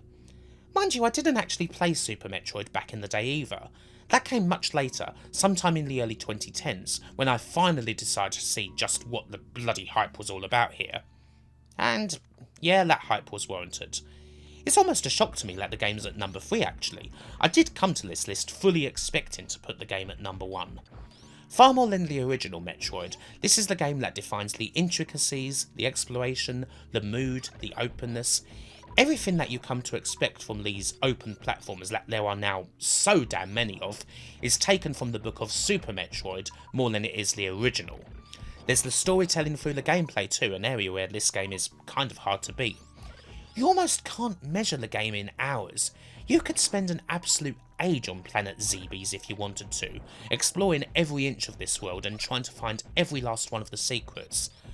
And of course you could spend enough time practicing and practicing to get all those secrets in 1 or 2 hours, or use all manner of tricks to break the game over your knee and run it in reverse.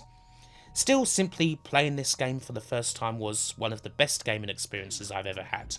The classics quite often are up there for a bloody good reason.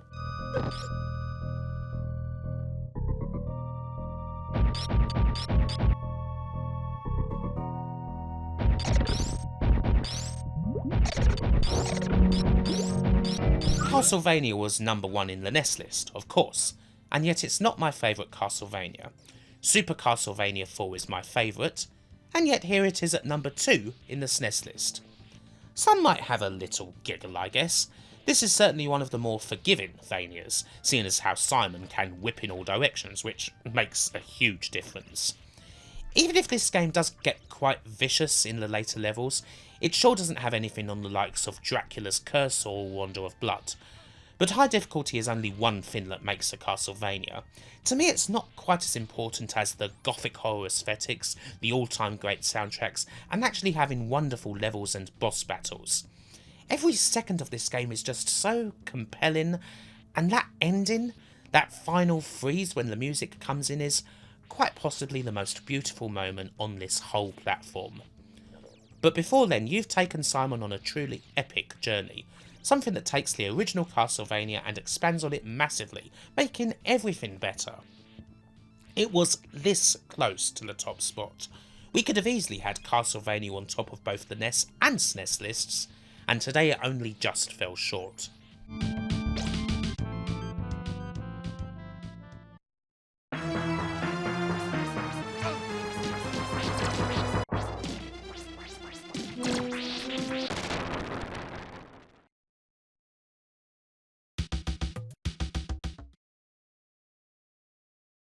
Well, I suppose I almost gave the game away when I wondered aloud if Mario could ever win anything, didn't I? I knew going into this list that number 1 was going to be either Castlevania, Metroid or Yoshi's Island, and I probably gave this the least chance of the trio. But when it came to actually putting the list together, this just seemed like the most natural fit. Why? Well, sometimes you've just got to go with the game that best defines the platform, and on a system where the best platformers and games are often less about direct action and more about exploration, secrets and wonder, the best fit is a game that in a way lets you explore the mind of a genius. Now of course it would be totally wrong to say that the game is purely Shigeru Miyamoto's creation. He's the producer, but many other brilliant people had a big hand in this. Still, the game's appearance, a whole load of childish scribbles essentially, is his direction, and there is nothing else like it on the system. The hand-drawn look is one thing of course, but play-wise the game's got everything your usual Mario game offers and then some. Tons of great platforming, tons of secrets, tons of creativity. Yoshi, the little dinosaur who wasn't necessarily welcomed after his debut in Super Mario World, is thoroughly legitimised here with his ability to eat everyone and then chuck those poor souls at everybody else in egg form, which obviously never gets old. Some may think that the yelps of Baby Mario may get old pretty quickly, but they do add a necessary bit of panic. You are supposed to be taking care of this little scrote after all. Again, I never played this back in the day, and again that just didn't matter at all. For me, this is the best Mario game, and really that's enough to give the plumber the number 1 that he most probably deserves. At least by way of the dinosaur that everybody hated at first sight. Hopefully you've enjoyed this SNES list. For now that's probably going to do it for console specific lists. It will soon be time to go back to the world of documentaries once more. However, I do have one last list for Christmas. And no, we won't be playing good games like Yoshi's Island. We'll be going entirely in the opposite direction. Oh dear. Bye for now. Thank you all so much for watching. Hopefully you are all doing very good indeed.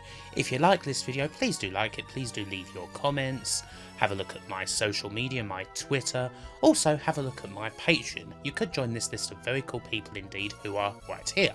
Alexa Jones-Gonzalez, Andrew Dalton, Arcade LY Webmaster, Brian Henniger, Chris D. Xalior, Rimwan Sutter, Dagorath Dungeon Keeper, Danny Wolfers, David Matuszek, David Rose, Dinty76538, Douglas Miller, Dustin Cooper, Gary Samaden, Blunthef, Jayas Manchild, James Brown, Jace Alexander, Jeff Ladd, Johnny, Kid Cassette, Lukas Kuligowski, Mateus Gramzov, Mike Clayton Travis, Martin Pataki, Nate Milbank, Piotr Margel, Ren Bimon, Robert D. Felice, Rod B, Rusty Kelly, Sam Stoddart, Seth A. Robinson, Simon Gulliver, Stuart Christopher Brownlee, Tariq Amir, Tim Wald, Tom K, Yoka Operator, and to all the rest of the awesome community, thank you so much and goodbye.